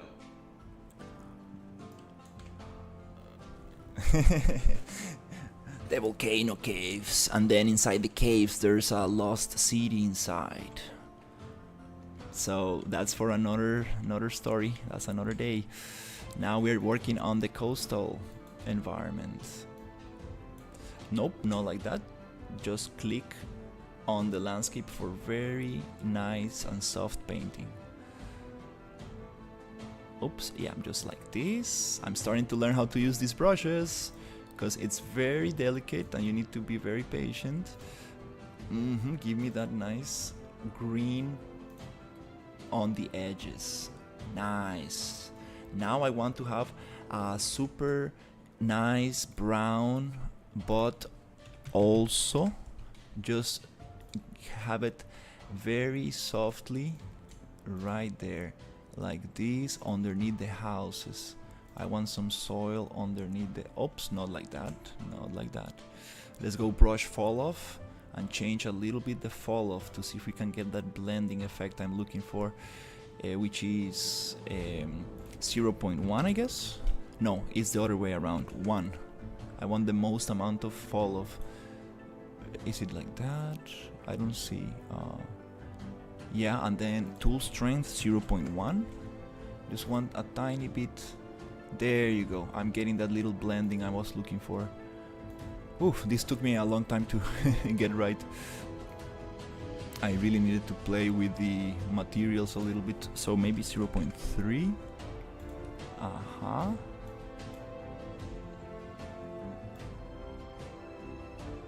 No, it's going too harsh.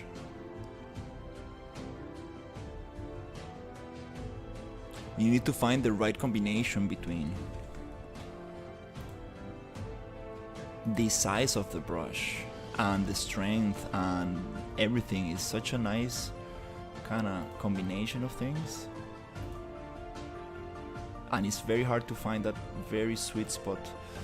But underneath the towns, I want some soil. I want some soil, a little bit, and I want these palm trees to be a little more lushy. It's a very light green, yellowish. I don't really like that color. It's not so realistic. Usually palm trees are super green and lush. When they get older, they do get yellowish and yellow and, you know, dried, but it's nice to get that. Okay, a little bit here to get rid of that soil. Yep, I think this is kind of nice. I like this terrain. Okay, so this is kind of cool for now. I'm not gonna go too deep into this because I can spend all day here and I need to move on to the next zone. So also we can spawn rocks and spawn things and keep on adding details and stuff, and these treasures have nothing to do here. Actually, I'm just gonna take them off. Yeah, these treasures should not be there wide in the open. Okay, so I'm going to go back to this material, which is the palm tree material, and see what's the material I mean they're using. Let's see if we can actually find the material for these palm trees. So let's find the palm tree. static mesh. Let's go static mesh filter, and let's just find maybe this one, open it up, and we should be able to find the palm tree material here. Okay, we have palm tree 1 and 2. Okay, let's see what we got inside. Base color, oh, we can change it right here. Nice. So I want something greener and lusher. Let's see, darker, nice, darker. That's the color I want, yes. Nice contrast between the soil and the plant. There you go, give me some lush plants, beautiful. And I want to get the same for the palm tree number 2. We just want to make it a little bit greener, darker. It takes a long time to do what you are doing. Yeah, I mean, yeah, you need to be very passionate about it. I mean, thankfully I do enjoy it a lot, so it doesn't really feel like working. It feels like, you know, like I'm actually just playing around. Okay, cool. So now we have some kind of town with some kind of vegetation. Let's just walk around and see how it feels. I know there's gonna be a lot of intersection and stuff going on around, but let's just see how it feels. Nice. Oh, cool. Because we do want to move. I need more rocks though. I need more rocks. Usually we get a lot of rocks. Sorry, I'm losing my voice. It looks very, very beautiful, I will say. Yeah, we got some plants growing on top of each other. It's okay. We're gonna delete those and just take a... it's gonna take me a little bit of time to just get rid of the ones that are not collaborating, like this one right here. And yeah, but it's nice. This is like the first layer of scattering and stuff. We have a building under the soil, which I'm gonna get rid of, or maybe just carve out the terrain. Also, a lot of these plants are a little bit out of the soil. We want to push them a little bit more, but so far so good. We got a lot of red trees in the mountains, which I feel that I might just take out some of them. I feel like it's too much. Yeah, we got some floating trees, stuff like that I need to fix. Yeah, a lot of things, but let's leave that for the polishing later. Let's see, is this connected?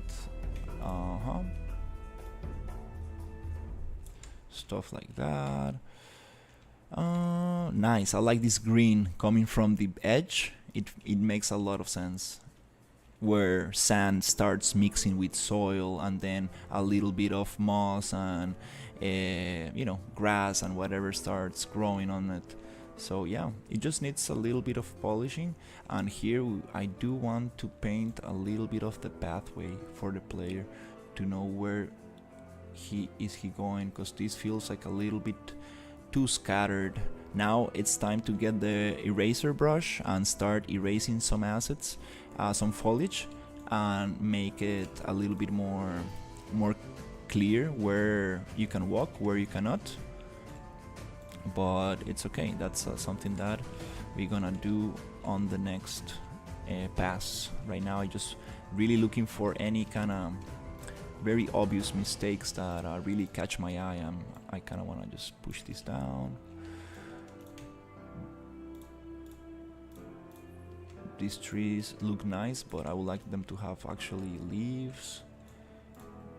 These like these are the ones that grow on the water, near the water.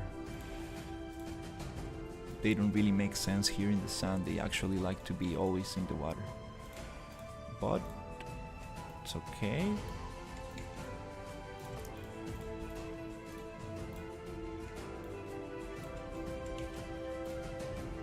Just a little bit of detail like that, and we can continue to the next area,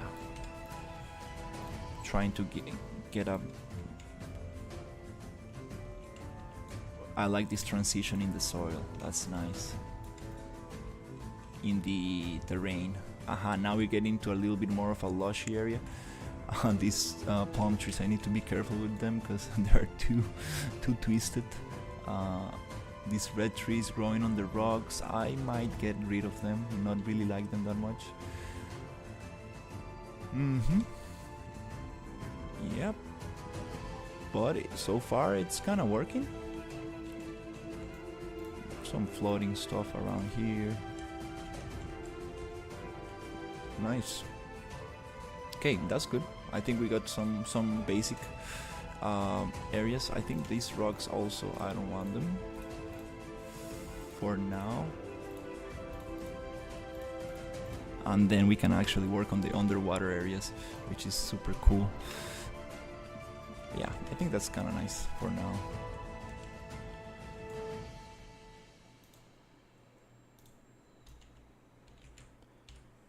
Yeah, these red trees, not really sure about it. But yeah, we got some of the coastal town going. Nice. Now we can put some shapes and stuff, but I'm gonna leave it here because that's a nice kind of first layer. I kind of want to get a spline and just draw a little path, like a little path of wood on the floor, and that will look very nice. Yeah, we can actually add vegetation, bigger trees on the mountains and stuff. That'll be very cool. And this cave, I don't know what it's going to have, but maybe we can make something interesting there. So yeah. Also, we have some other caves here that I need to work on. And then here we have another gap, which maybe we can just close right now.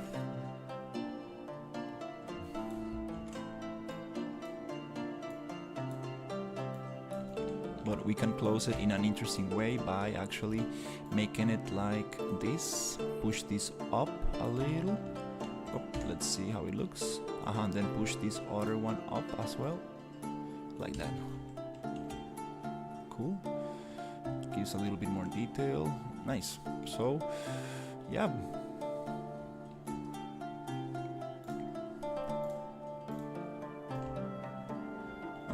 We can also like populate a little bit here and here. Let's see, what is this? Oops. Here's where the terrain ends. I kind of need to just modify this super quickly.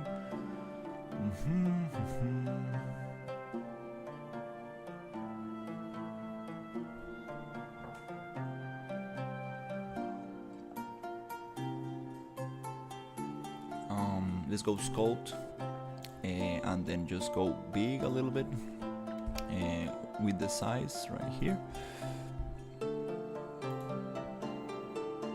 Maybe by 3, and then just sculpt, pressing shift a little bit so we get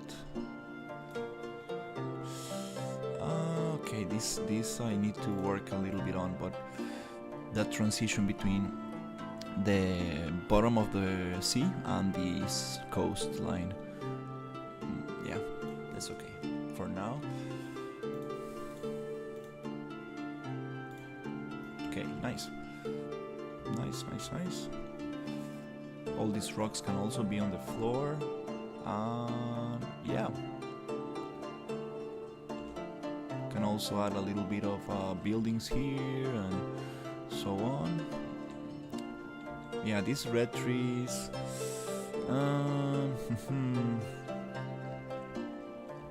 Not really. I like them, but not the color. Now that I think about the color, is there a way to just change that color for something else? Maybe. I think it will look nice. Let's find out this material and let's copy it to make a copy, and then on the original one I kinda wanna just leave color overlay. I think they got this already set up. So let's try it. Yeah, let's see if we can actually get these leaves to look different. Maybe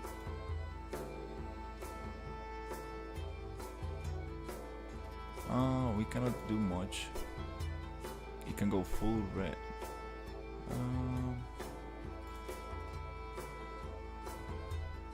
I see, it's the texture that gives the color. So we can look for the texture, and this texture I can also just copy it to save it, and the original one I can the red is the red. Yeah, there's not much we can actually do. Let's see the hue. What happens if I just change the hue? 20, 30. I see, this is just for the little flower thing. Okay, yellow is kind of nice. Let's go 20, 30, 35. Let's see how it looks.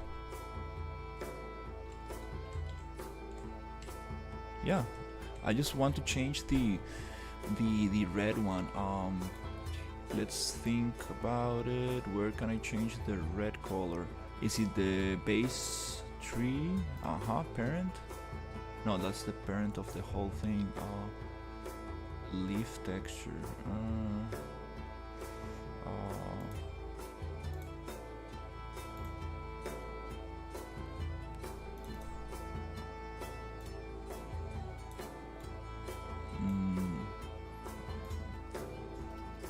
Okay,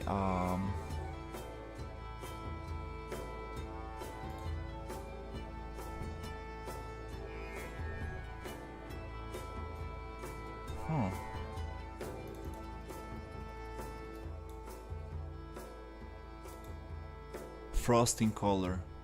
What is this? There you go. It's frosting color. Okay, let's make them more tropical. Let's see if we can find something. Maybe a little bit not so saturated. Let's go darker. Okay, it's kind of cool. Yep, like this.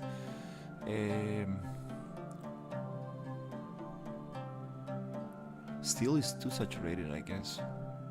Let's go make it darker, not too dark, kind of like this.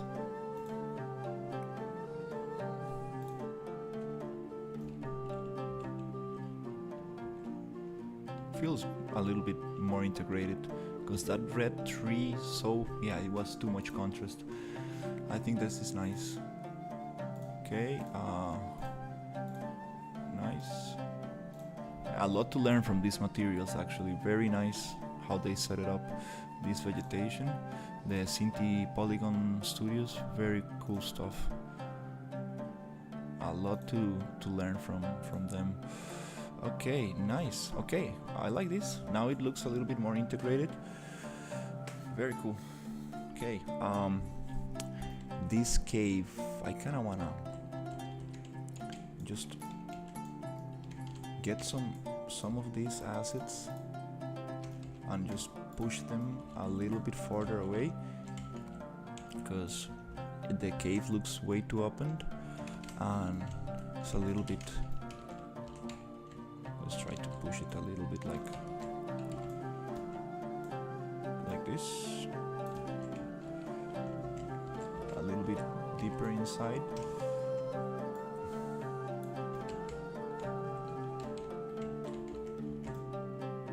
And this one also, let's just copy it and push it a little bit like that. And I don't know, what is this? Is it the landscape? Oh, nice. So yeah, I'm just gonna put it like this, something like that. And let's get like big chunk of rock and close this for now. Yeah, there is a closed cave for now. Maybe we can actually have something interesting going in there a little later, but I just wanna leave it a little closed.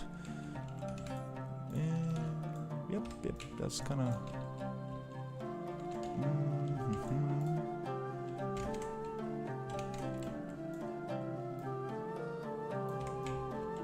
There's some kind of plane here. What is this plane? This is this huge. Okay, yeah, I don't wanna touch that.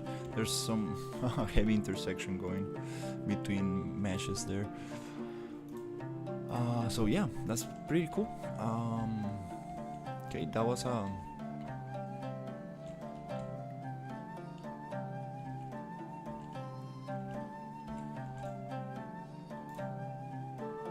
you know, like, let's just paint a little bit more foliage now that we are here.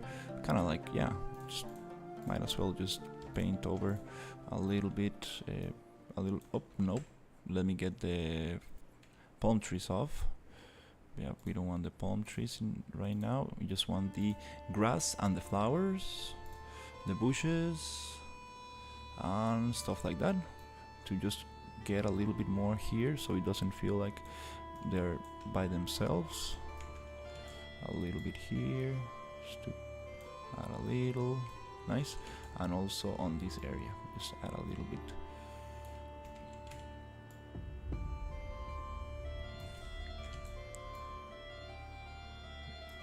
Okay. Here we do want the palm trees, but we want the vertical ones. Let's get the smaller ones, this one and this one. Yeah, and maybe these little ones as well. And I like these ones.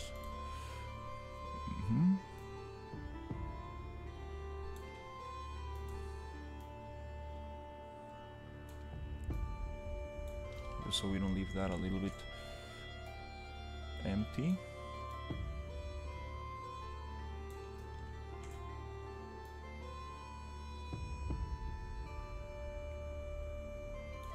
Okay, here I do want the brush to be bigger.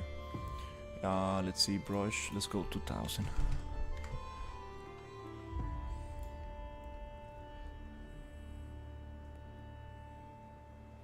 Just a little bit like that.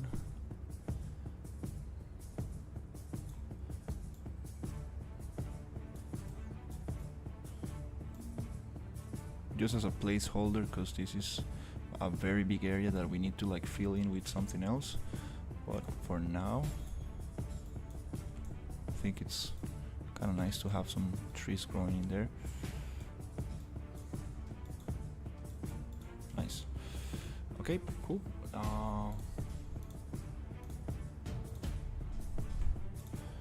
Okay.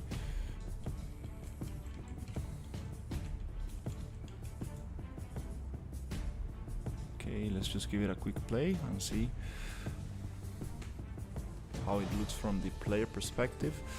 And then let's see the map. Okay, coastal village, we got the first pass. The lost city also, we got a first pass. Desolated battlefield, forgotten city, ruined city. Okay, the ruined city. I think it's being worked now. And overgrown temple, mysterious well, plagued village. Okay.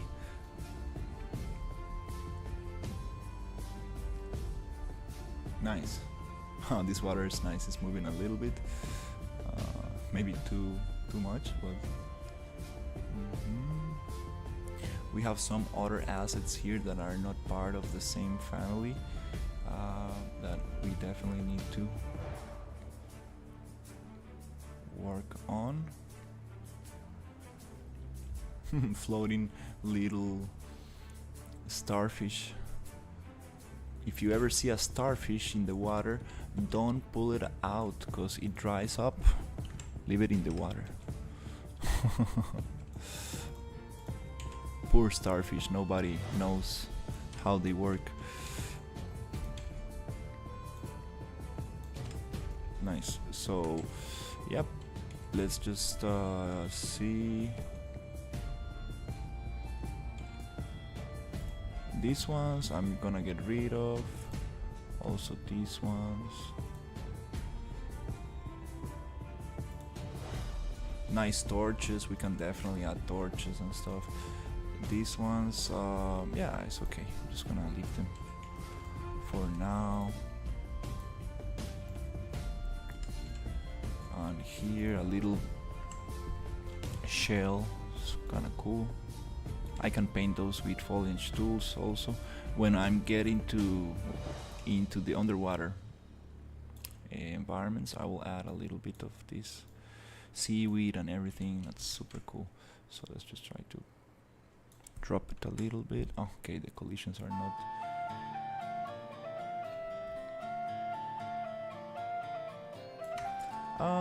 You see, this is what you don't want to spend too much time on.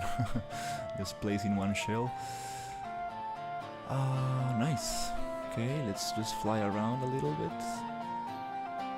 Density is not quite there.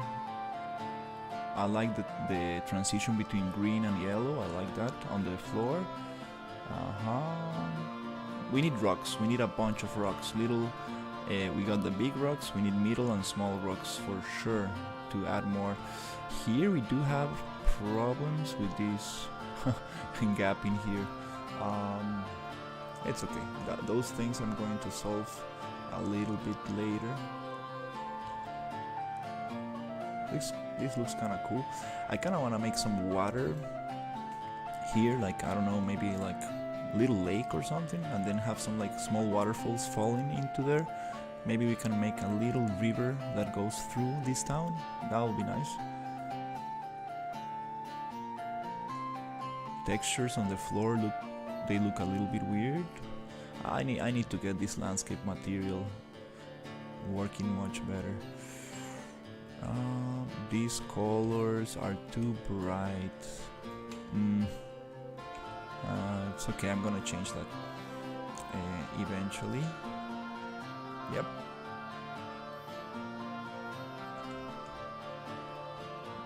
Nice. Nice. Okay. Here we just got a bunch of random trees. A bunch of them. Oh, I forgot to put them vertical. No. We got twisted trees.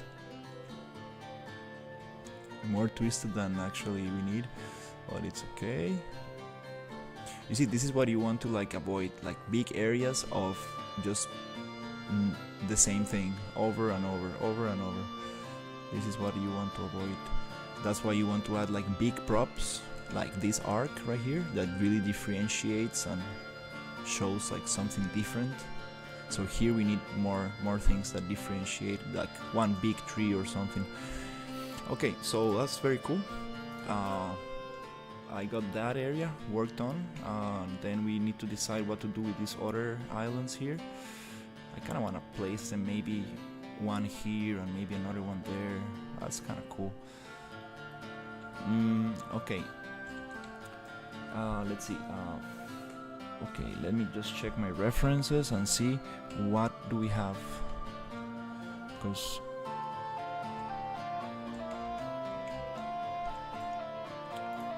let's just hide this.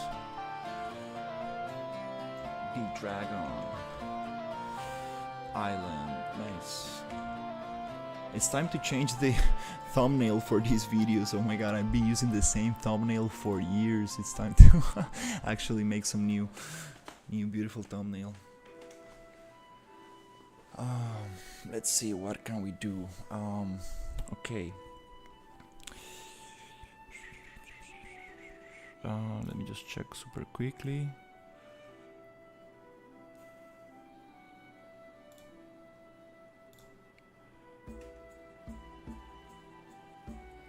Okay, that's super nice. Okay. Let's see. Where's my...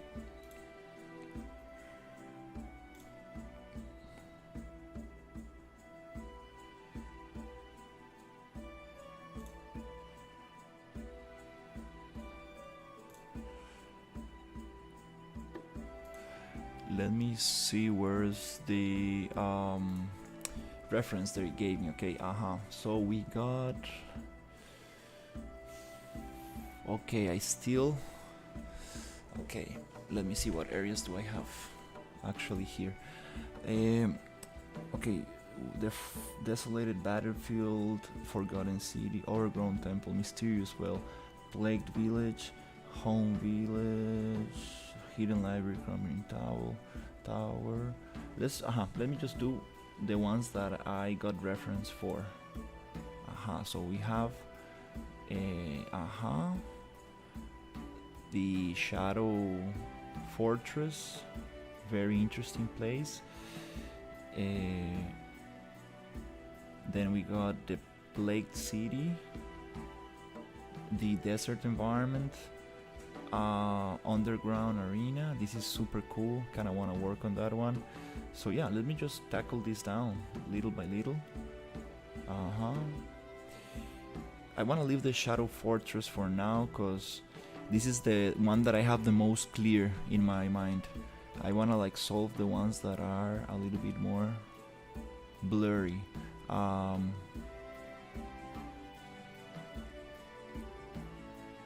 I think that I kind of want to change biomes and do something like the desert biome. Yeah, let's work on the desert biome, which is one of the most empty areas in the map right now. It's one of the areas that haven't received much attention, so I think it's time to add a little bit of work in there. I want to activate all my foliage, my PCGs, so let's just add a little bit right there.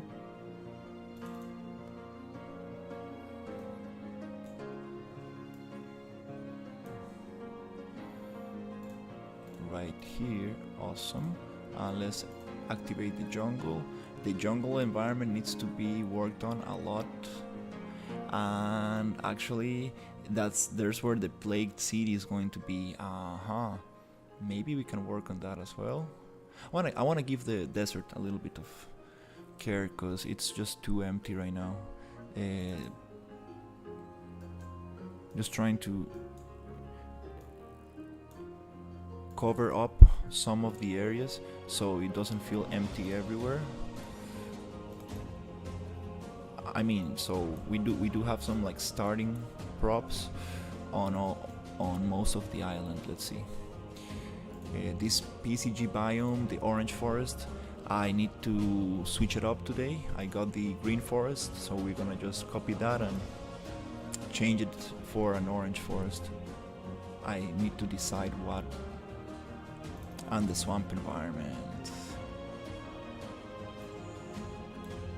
Nice.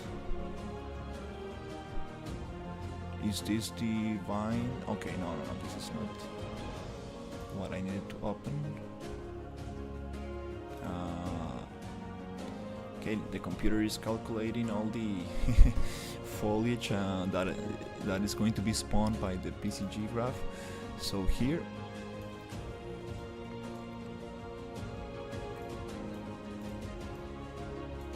yep, let's just get this.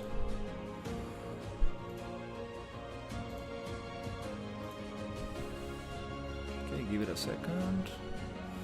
Nice. Let's see here.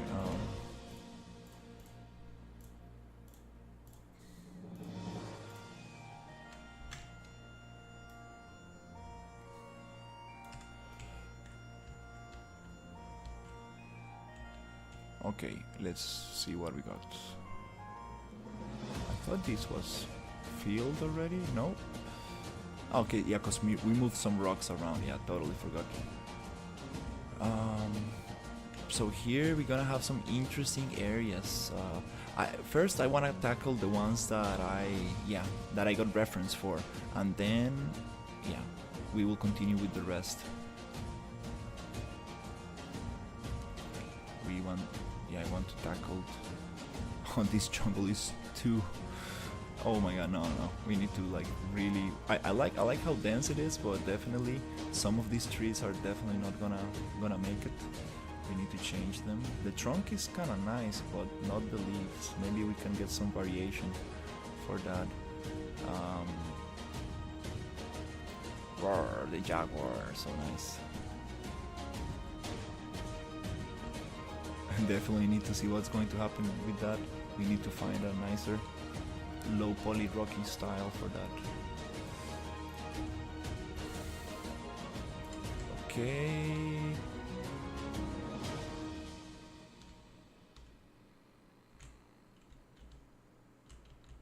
What? Oh, we got a tree just spawned right in there. Oh. Oh yeah, cause I changed the density. Yeah. Yeah, this tree I kind of need to work it out a little. Yeah, this whole jungle environment needs some serious work. Thankfully, I got some nice reference for it. Okay, we got this other one, and yeah, let's work a little bit on the desert biome. I think this is what it's been a little bit left behind. Just want to give it a quick kind of pass, and then probably change the trees on the orange forest and continue with the plagued village, which is on the jungle.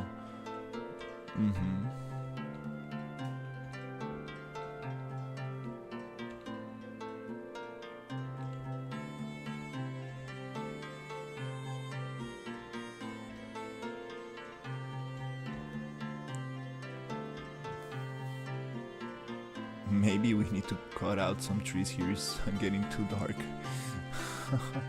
Yeah, this forest is way too dense. Yeah, it's too dense.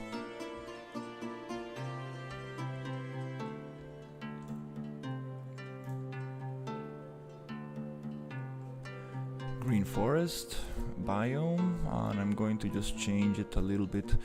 We got the tall tree, and I'm going to make it a little bit less dense. So maybe noise is gonna be 1.5 to have less trees. There you go. And then density filter is going to be 0.25, 0.1, 0.01. Doesn't really change that much. Let's go noise 3 to make less, noise 5. Oh, I'm playing with the bushes. Yep, oops. Always pay a lot of attention of what are you actually changing here, cause you might be changing some other layer that is not the one you need. So I think it's there. Let's go tall tree. And I want this to be less dense. Maybe 3, 5, 6, 8, 10, 15, 20. The bigger the number, the less trees you get. Maybe 15. 20 is kind of nice. Let's go to density, and I want 0.1. 0.01. Okay, I think that's a little bit less. Now it's not going to be such a dark forest. Oh yeah, it is a super dark forest anyways. But no, it's not gonna be a such. Now we get some more light.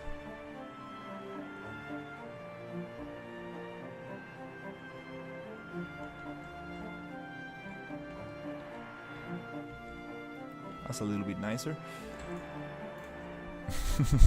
I'm sorry for the construction noises.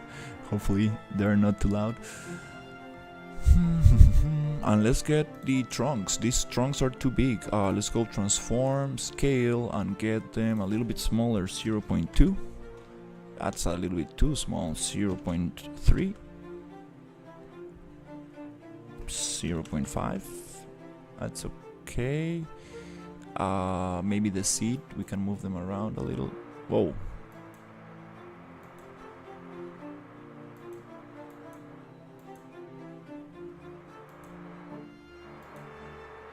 Oh, I see. They're pushed into the ground. 0.2, 0.25. Let's change the noise a little bit. Again, the seed, just to see if I can like place them in a different place. And the transform on the trunk. I don't want to push them too much into the ground. Let's go minimum -50 to a maximum of -75. Maybe -10 and -20. -5, -10. It's okay. I think I'm pushing them too much. It's nice for slopes, but well, not for the rest. Also, these trunks, I want to make them smaller, 0.5 and maximum 0.5 and then 0.1. I think I'm not seeing them. These ones. This is the trunk portal. I think it's these. Let me see if I can find one of them. Okay. And this other one also I want to make smaller. So let's go 0.2. And that's nice. Let's push them offset. Yeah, actually, the offset. I don't want to offset them so they don't go into the ground too much. I think it's nice. They have roots, so they can be they can grow in the slope, no problem.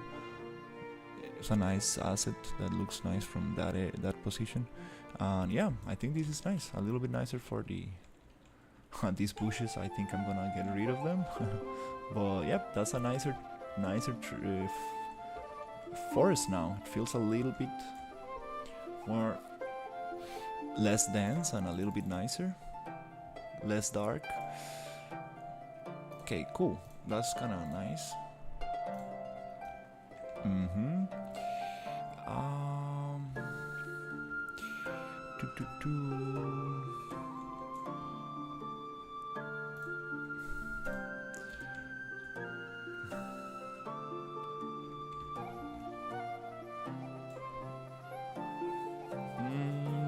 I'm thinking about the desert. Okay, we want some like very high cliffs of rocks around this area. So should I use the burnt forest river rocks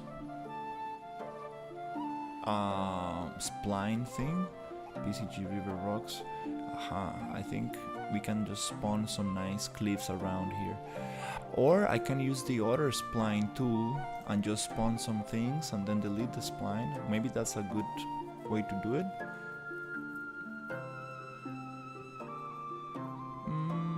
First of all, let's look what assets are we going to be using for that.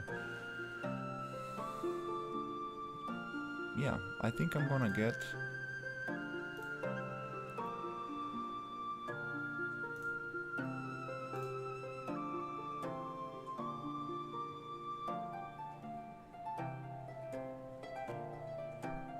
oh yes, that's what I like. Oh yeah, we got some cactuses. Let's see them. Oh, beautiful.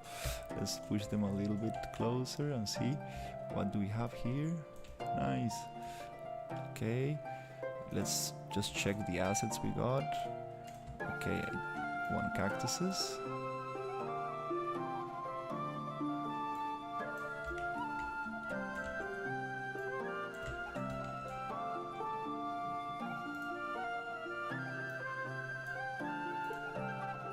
Just to see what are we playing with right here. Okay. Nice.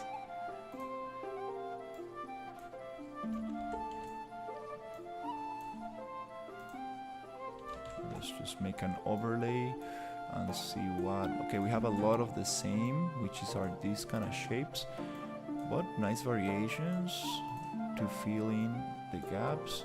Unfortunately, we don't have many of those flowered ones, which are super nice. We have some dry grass. Oh, those shrubs are super nice. We have some mines. Also, we can do the connection to the other mines. That's amazing. We got some dry grass here, which is the same grass, it's just different color. We got the mine assets. Nice. We can create some nice mines. Okay, this is great. Oh, we got some rocks. Okay, here we got the rocks. Let's see. Oh, we do have some.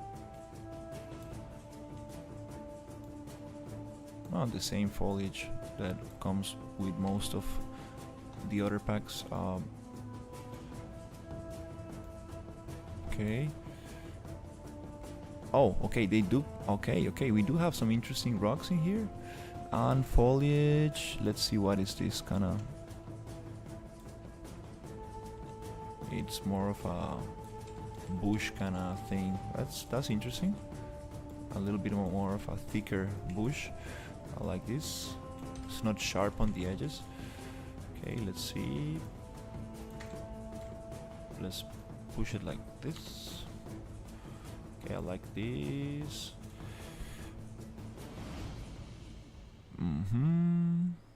What is this?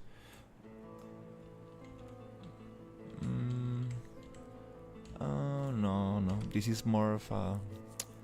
No. I like this little tree stump. Okay, I like that. This one on the floor, that's perfect. What else we have? Dry little pine trees. This is very cool. Still a little bit too low poly. Some green grass. Okay. What else? I've seen those. Okay. The spikes. Oh, we have more of these, but inside a little. Those are nice. Okay. Maybe not exactly what we need, but those are nice. Let me check. TNT barrels, that's super cool.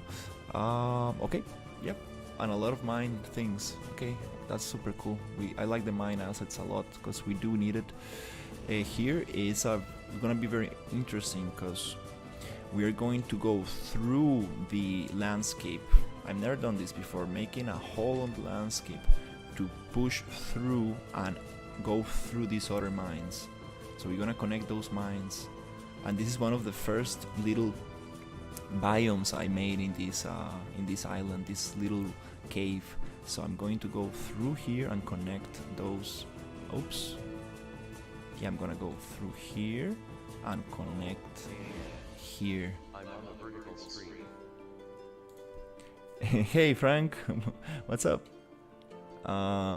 Yeah, I need to have a little message or something that plays and tells people that there's a horizontal one. I forget doing that. There's a lot of people asking me like, hey, why is it vertical? I don't get it. But nonetheless, it's a very nice way to get people interested on the stream. I'm going to be working on the desert environment, and I want to just get a better understanding of what assets do I have for this, because I do have some very cool rocks that I want to use, and I have other ones that are from another asset pack that might go well with this. Just making a little overlay to see what works and how I'm going to approach this construction.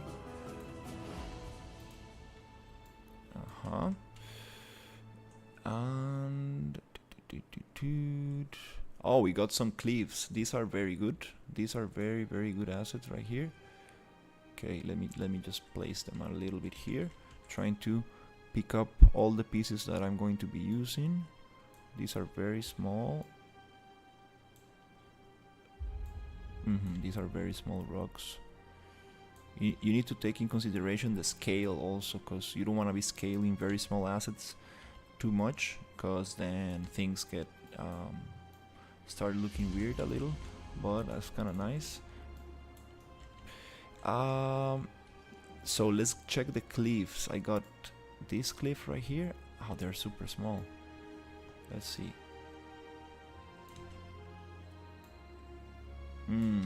Yeah, I see. Maybe not exactly what I need.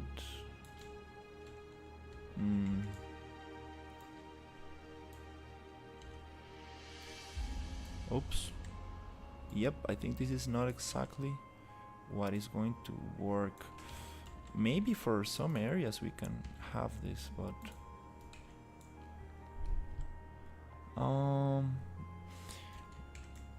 for the mine maybe.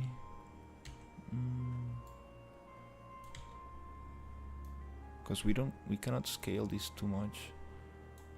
I'd rather just use big rocks and create some cliffs. That doesn't really. We have this other one, which is kind of like I still yeah, they're meant to be tiny, I guess, because if I push them too much, maybe you can make paint or something atop to make it look sandy. yeah, one way it's using PCG to spawn other rocks on top of this formation. That could be a nice solution to have this kind of thing, but for some reason I'm not a big fan of these kind of closed assets. These ones are more like a hill. Let's see. Oh yeah, they're wide open. I understand it's like a canyon kind of thing, but I kind of want to make it a little different. Yeah, those assets not really. What is this?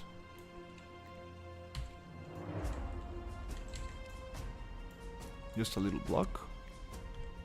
Oh, it's a brick. Oh, okay. I'm like, okay. We have this one, which is kind of nice. The entrance of a little kind of mining kind of cave. This one is kind of cool, but I can still make it more interesting with just rocks. I want to find the rocks I had in the other area, which is like around here. I had some very cool rocks that I wanna play with, and I think they're gonna fit so much nicer. I think these are the ones. Let me go and see which is the family. Yes, these are the ones that I think are going to look amazing here for the edges and stuff. We got them here. For example, these spikes.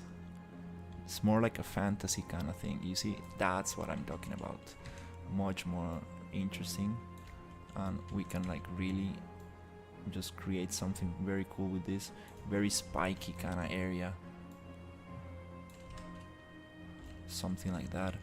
And then we have like these other ones, and we can have bridges and like very high canyons and cities that communicate to each other through long bridges. I like floating bridges. I mean, hanging bridges. Yeah, this texture, it's not the nicest. I'm gonna get it different. For some reason, this does not wanna go down. We need to change the collisions on them. But yeah, I think I'm gonna create a super quick.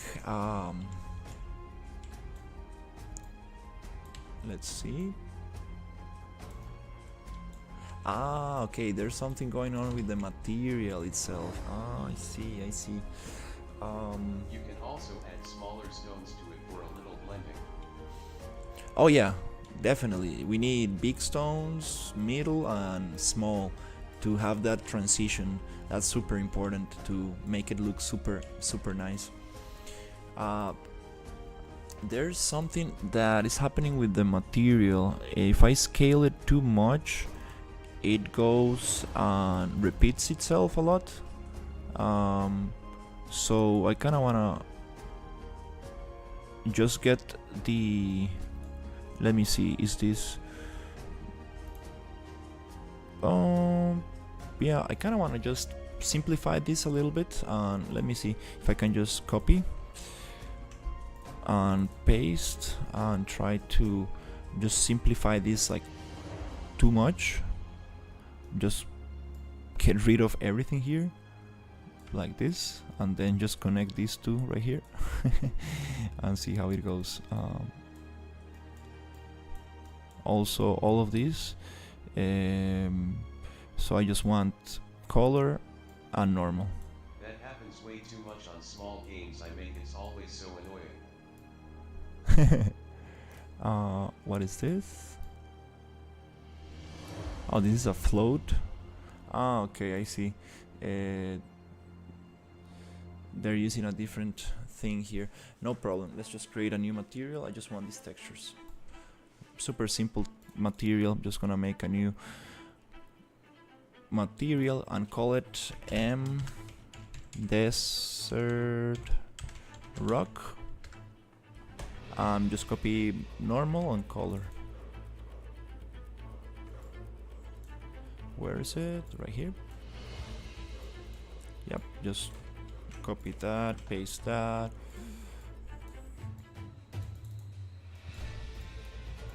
Yep, put it here.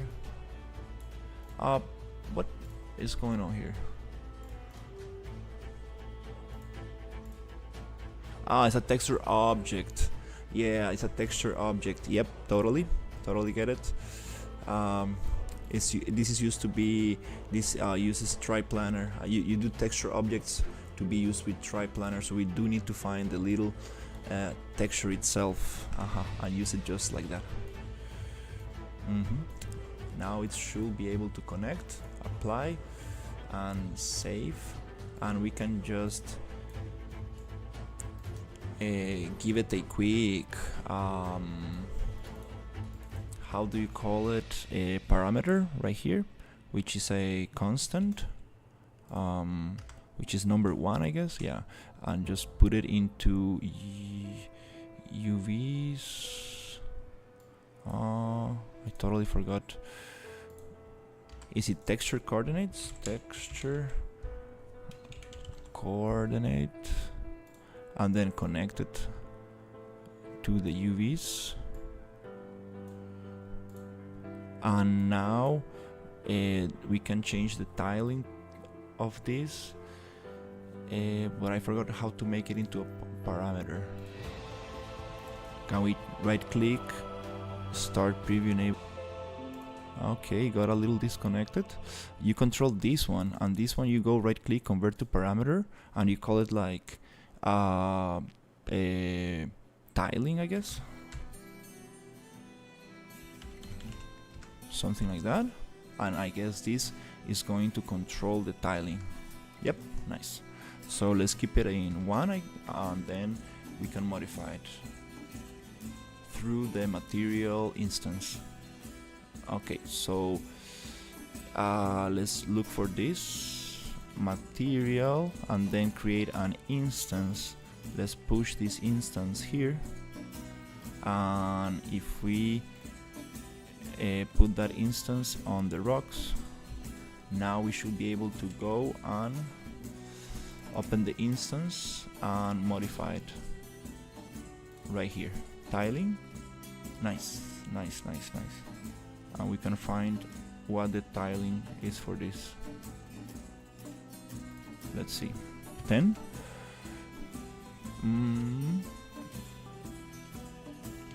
Is it too small? Let's see, 0.1.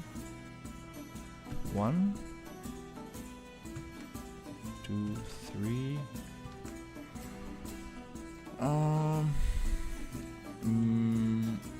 The other question is, are these actually UV mapped correctly, because maybe they only work with triplanar. So let's just make a quick test right here and see how are these UV mapped. How many days/hours? Working on this, it's been a long time, like couple of weeks, I guess, like 5 weeks, I guess. I've been working on this. They look very nice just with the color, I guess. But let's see if we can get this going. Instance right there, and then I wanna just come to the modeling tools, UVs, project UVs, and I want to do it a little box projection. Not on. Oh, nice! It works. The box projection works nicely, but I want to do it on this one. Project UVs box, and let's go dimensions proportional. Let's go 1000. Let's keep it proportional here. Proportional dimensions 1000. It makes it too repeatable. Oh, that's kinda okay. There you go. Now we getting the texture, so that's cool. Now we getting the same issue, but if we go to the material and start doing this bigger or smaller, there you go. Now we're getting some textures going. That's cool. That's what I want. Bigger textures. Nice. So it works. It just needed a little UV because it was not UV'd for this kind of thing. Let's go 0.3. That looks kind of interesting. Yep, doesn't feel too much doesn't feel like too much repetition. Kind of like this. Cool. Nice. So let's keep it like 0.3, and now I just need to do a little trick. I need to find this rock, delete the other one, which is a copy, and I just need to UV map this a little bit to the thing. So we can modify the original, but we don't need to use all of them.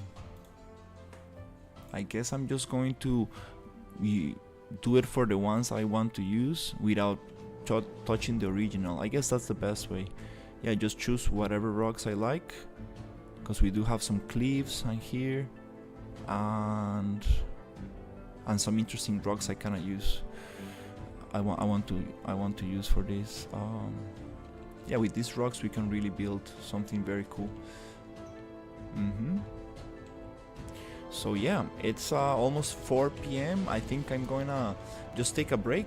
I just wanted to really figure this out before I went, before I had my break.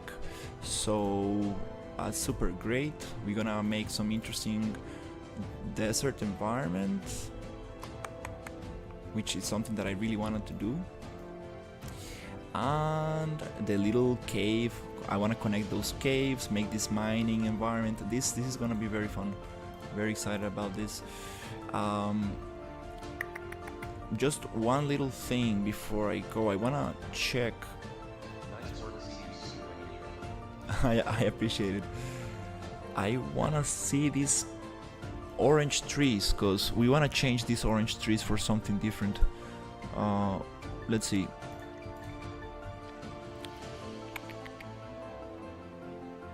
Let's see what other trees we got, because I wanna find something to replace this with.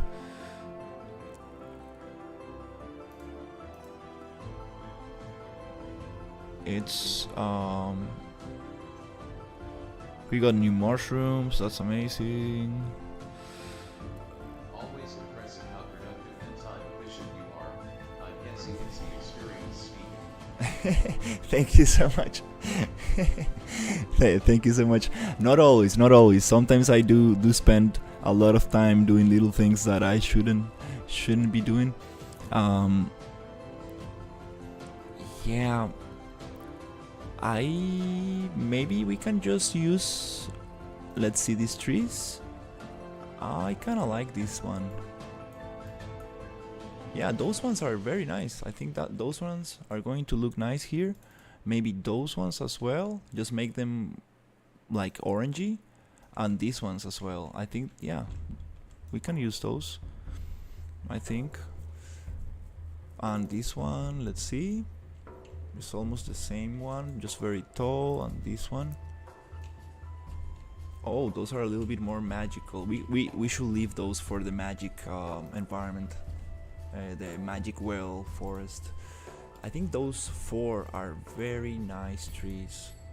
This one I'm not quite sure, it's a little bit too long, but maybe it will look nice. Yeah, let's try replacing those just to see, just to change this forest a little. So to do that, Red trees can you a little more orange. yeah, right, those red trees are super intense. I really want to make them orange. Let's go to the biomes PCG and try and open the orange forest.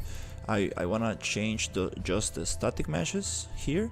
So we're gonna find, we have bushes, small rocks, and we have the trees. All the trees are in one little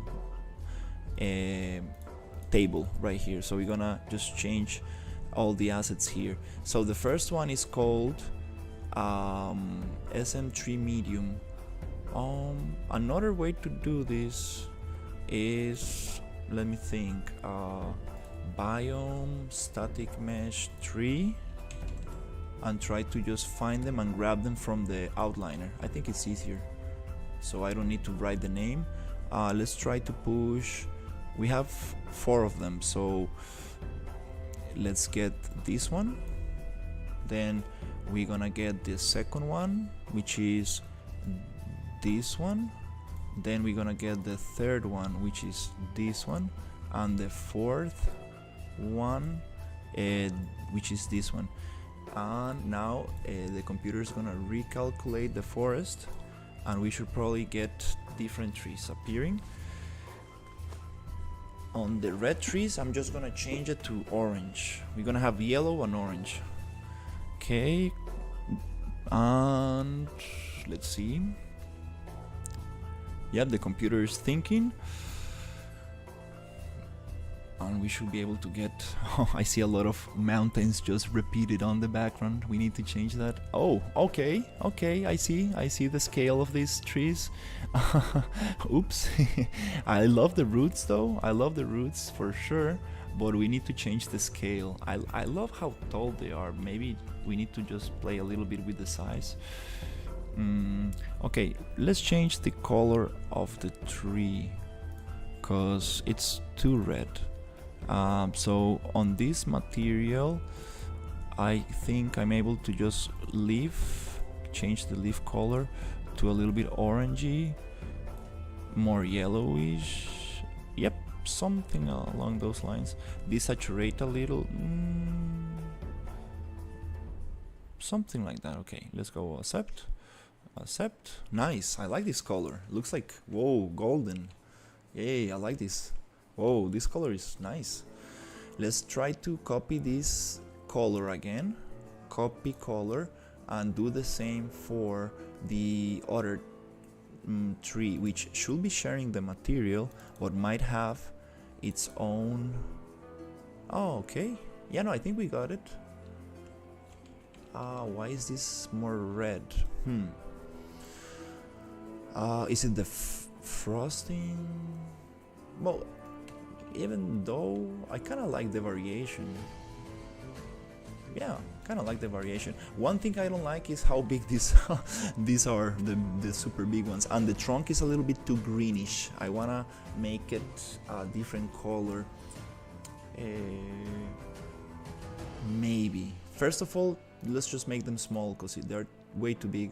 So to fix that, I'm just going to let me think, what's the best solution inside the grass? Yeah, tell me. So here, I think I'm just gonna copy this graph. Maybe some yellow little flowers in that biome. Oh yeah, we're gonna have little bushes and flowers, and this forest is gonna be very magical. There's gonna be an old library hidden in the forest, and there's going to be an old mage tower also hidden in the forest. So it's gonna be a very magical forest full with fireflies and little flowers. We can add a lot of flowers. This is the perfect forest to add flowers in it.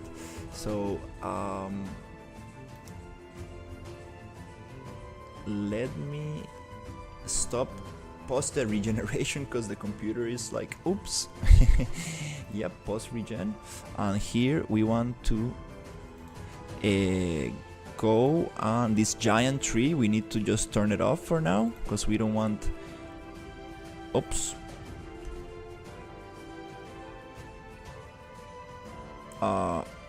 Oops, this giant tree descriptor, there you go, static mesh reset. Okay, now we are gonna control this giant tree through this other node, and we're gonna turn off all the other ones.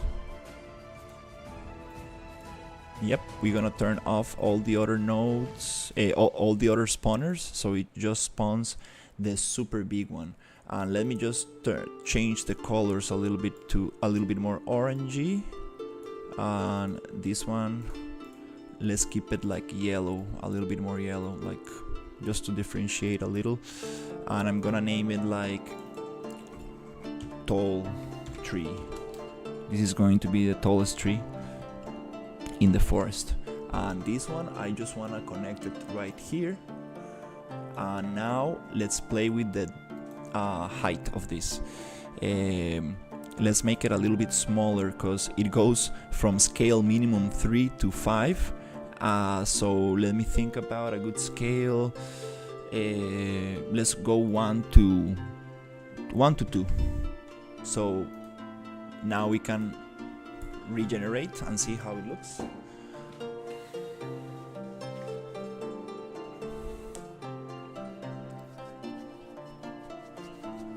It's gonna take a little bit because this PCG graph is not optimized. I need to change it to spline based, so they only spawn inside the drone, the splines, instead of spawning all over the volume. I need to do that for to have more control and also to make things a little bit more interactable. I need to do that for this biome and the swamp environment, and I think that's it. And we will have everything spline based, which is, oh, you see, it becomes way more boring. It's like, no, what happened? Where's the magic? These mountains right here, they look like copy pasted 10,000 times. No. I'm gonna create my own mountains for these shapes, so it's gonna look super nice. Okay, let's see. Here I do want to keep them big, but not so much. Let's just pause regeneration and make them 3 as minimum and 3.5. I think that's closer to what we had, but not so much. I like the roots a lot. These roots are super nice.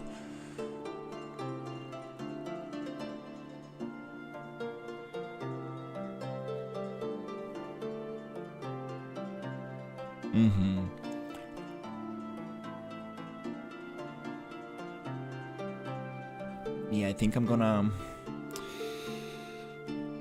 It doesn't take that long to recalculate, but it's much more efficient with the other graph I got. You can really like work a little bit faster and reiterate much faster. This is probably not the best way, because it needs to calculate the whole volume and cut out whatever is inside the spline. So it's a little bit the opposite way of working. Okay, this is kind of nice.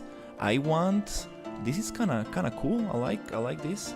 The density of these big trees, I kind of like it, but should we make it less? I believe it's kind of nice.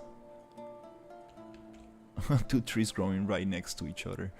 Procedural mistakes.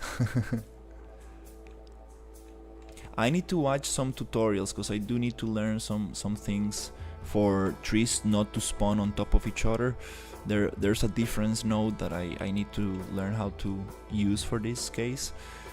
That way we won't have anything spawning on top of each other. That's a good way to do it.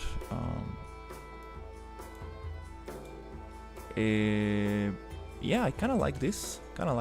Maybe we can have more variation in the scale. So maybe instead from 3 to 3.5, we can have 2 to 3.5. Maybe 2.5 to 3. So we have some difference between the trees. Also don't want to have too much difference, because then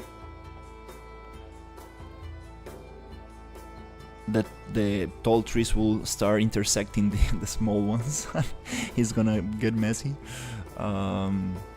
Yeah, let's just recalculate this one change and just play around for a second to see how things look. And I'm gonna take a little break and continue. Nice. Yeah, today we are jumping a little bit from zone to zone and stuff, but I'm really excited about the desert area. Really want to get that.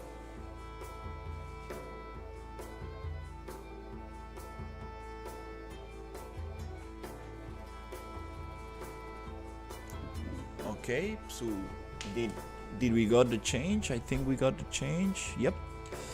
Okay, here I want like a super nice bridge and work on this terrain, which kind of like, oh, what happened to this? Oh, this terrain got some issues right there. I'm gonna work on that when I come back.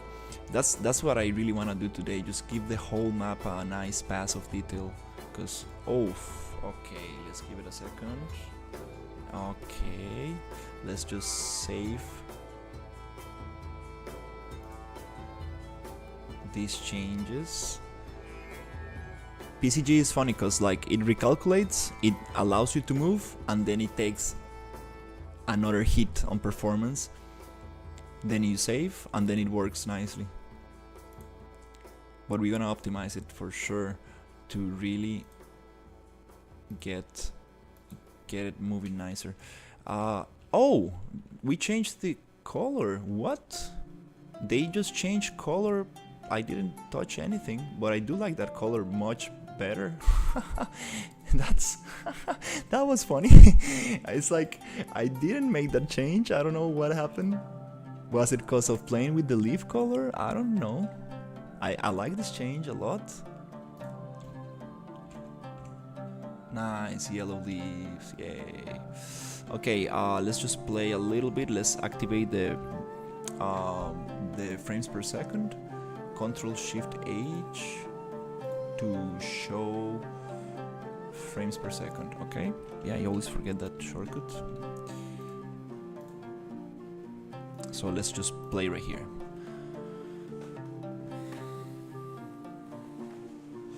Yay, I wanna make myself some coffee.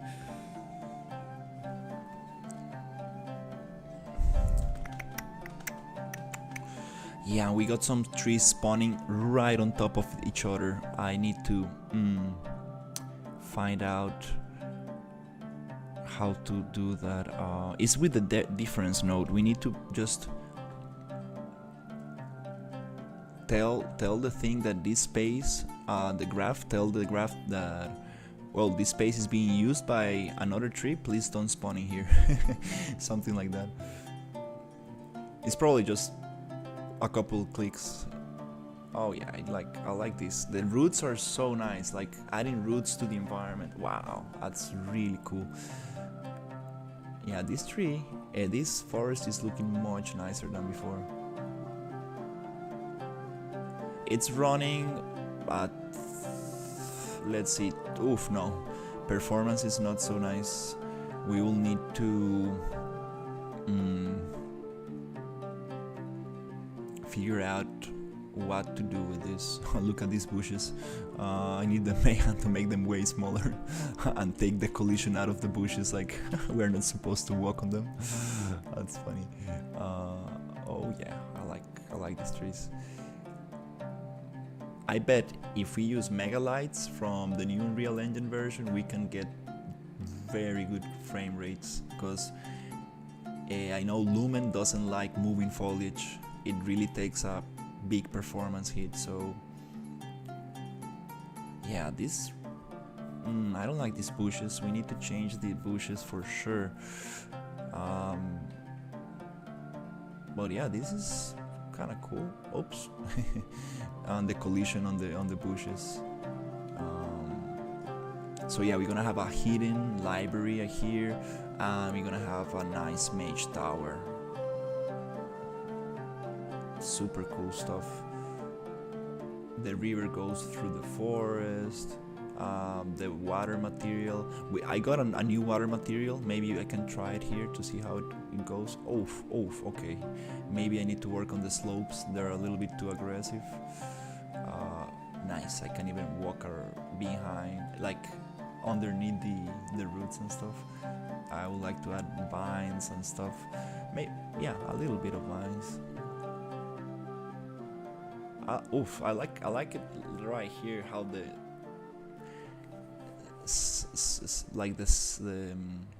light is shining through the leaves. I bet they have subsurface scattering. That's why my computer is like, nope, this is too much. Oh yeah, they do have subsurface scattering. Like, look how they shine just on the edge. That's so nice. Oh, we can add mushrooms growing on the trunks. That will be very cool. I think that, yeah, this looks super nice. Not very happy about the rock bushes. We need to really get rid of these blobs of geometry. Since we are doing a little bit more of leafy vegetation. Oh, the river looks very nice here. A little boggy, but this river is a little bit deep. We need more. This is perfect for adding like nice bridges in between. Oh my god, look, we have another water here. Ooh, this is super deep. This is nice, like walking in this kind of height variation makes it feel very cool. It's a little bit too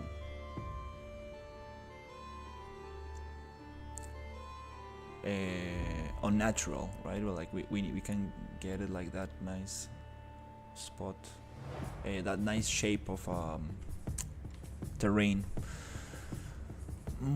Okay, well, pretty happy. This is the power of PCG. Like, once you have the nodes, yeah, for sure. Let me just see if they're nanite or not. I believe they are. Let me just Pretty nice backpacker asset. yeah, it's all part of yeah, they're nanite. They're all of these are nanite, which is super great. But what is really killing performance is the movement of the trees and the subsurface scattering material, meaning that light can go through the leaves a little bit and you get this beautiful shine on the edges. That's subsurface scattering. It's very expensive for performance. Yeah, I love the backpack for sure. I want to make it move when the character moves, but this is not part of the of what's important now. And most likely, like, the main character in the game might not have a backpack, but it would be cool. I don't think it's gonna be like, no, I don't think she's gonna have a backpack. But it will be nice for the mug to move and everything, give it like physics and stuff. Yay! Look at the sun right there and the little god rays, which should come from the sun, not from up there. That's why you need to align the directional light to the actual sun. God rays are a great way to actually tell where the sun is. Yeah. Yeah, this will take a little bit of time to align properly, but because if I move this, I think that I need to think about it if I can align it properly. Yeah, so I'm gonna take a break and continue with the little desert environment, which I'm super excited about. I always I've been wanting to do this environment for a long time. And then let me see what else we got. We got the desert environment, the underground arena, the ruined cities being worked by another artist, which is super exciting. We have somebody else helping us with this huge open world, and the dark fortress. That's gonna be very nice. I really have this very clear in my mind how I wanna do it, so I wanna leave that for later. I wanna solve the desert. And the plagued village is gonna be a village around the river in the jungle, just full of foliage, and I kinda wanna do this after the desert. The underground arena is gonna be also interesting. It's gonna be challenging, but I know I have the assets. I know very clear what I want for this, so I wanna work on the things that are probably the most challenging. So yeah, it's time to do some very interesting stuff. All right, just gonna take a little break, and here also we're gonna have some interesting kind of cemetery, kind of gray foggy area, like a desolated kind of, I forgot the name, desolated battlefield here with spirits and stuff, but first of all I wanna finish the areas that I got a reference for. Yep, let's finish the areas that I got reference for, and then we can continue with the next ones. Yeah, this area will need some. This area right here will need a lot of work. Also this little piece right here. The jungle, I know what to do with the jungle now. We're gonna change all the assets, and it's too dense. I really need to change a lot of things around here. But yeah, that's nice. I like the new forest. Still needs a lot of work, especially with the bushes, flowers and stuff, but little by little gonna get it right. I just wanted to see what trees are we going to use. Look at this little tree right there falling apart. Nice. I will just leave it here so I remember this is what I'm going to work on, so I don't get distracted. Desert environment, and we got some very nice assets for it. Look at these little cactuses. This is so nice. Unfortunately, we don't have many of these flower assets. I kind of want to see if I can change the color of the flower to make it orangey and red. I think they also go a little bit pink, but it's okay. We don't need much color for this. Yep, we have one that is actually yellow, yeah, pinkish, nice. This tree doesn't look so nice. It's very low poly.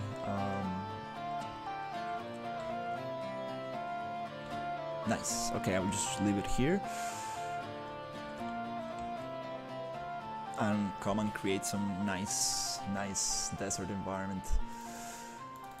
Alright, thank you so much for watching.